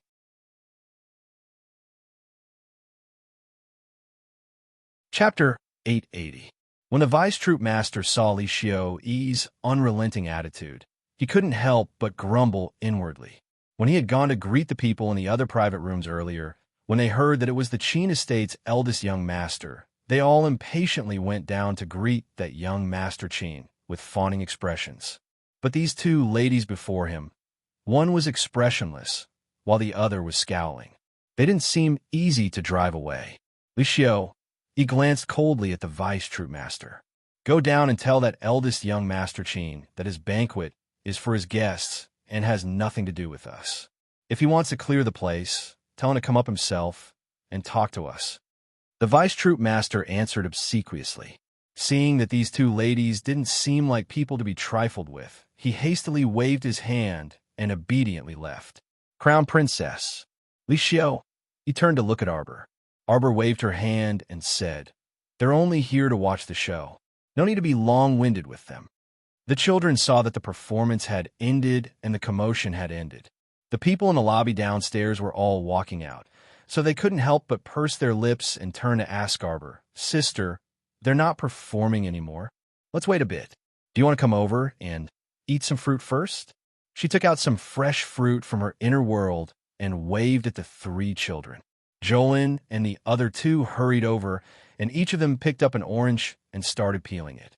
At this moment, the vice troop master knocked on the door again and walked in, saying awkwardly, Young Master Qin and some of his friends have said to invite you all down. Arbor hooked her finger at the vice troop master. The vice troop master ran over obsequiously. Mississippi, Arbor abruptly reached out and clasped the vice troop master's neck, ruthlessly pressing his old face onto the table. With a loud bang, the vice troop master felt half of his face hurt terribly, and it was probably going to turn completely green. Arbor said coldly, If you don't want to die, tell them to come up. With that said, she released a small hand clasping the back of his neck. The vice troop master felt his entire body turn cold, and he involuntarily shuddered. Bring in some hot water. Arbor glanced at him coldly. The vice troop leader didn't dare to speak any more nonsense. He nodded his head repeatedly, bowed, and cautiously walked out of the door step by step. A few minutes later, the waiter brought hot water in with a respectful expression. Footsteps could be heard coming from the stairs. Not long after, the door to the private room was pushed open, Eldest young Master Cheen's tall and slender figure appeared at the door in a dark purple robe. There was a dot of cinnabar between his eyebrows, and his eyes were beautiful and captivating. His long hair was still untied and hung loosely below his waist. His entire being exuded a wild and charming aura. I was wondering which ominous star was causing trouble. Qin Xian smirked when he saw Arbor. He leaned against the door and looked at the little girl with a smile. "So it's you, the unreasonable little fiend." Arbor glanced at him expressionlessly and said coldly, "Who are you?" Qin Xian rolled his eyes and strode in with his long legs. He dragged a stool to sit down in front of her and looked at her calmly. "Don't pretend, all right? Mu Xiaobao, I know it's you. Don't think that I won't recognize you just because you change your face." Arbor reflexively reached out to touch her little face and continued with a wooden expression, "I don't know what you're talking about." "Heh." Eldest young Master Qin snorted. You're tuning in to the Romance Rendezvous YouTube channel. We're so grateful for your support, and don't forget to subscribe to join us on this incredible journey through captivating stories. Your generosity through donations truly makes a world of difference, as it's the primary source of revenue that allows me to expand and enhance this channel for you. Thank you from the bottom of my heart for being a part of this adventure.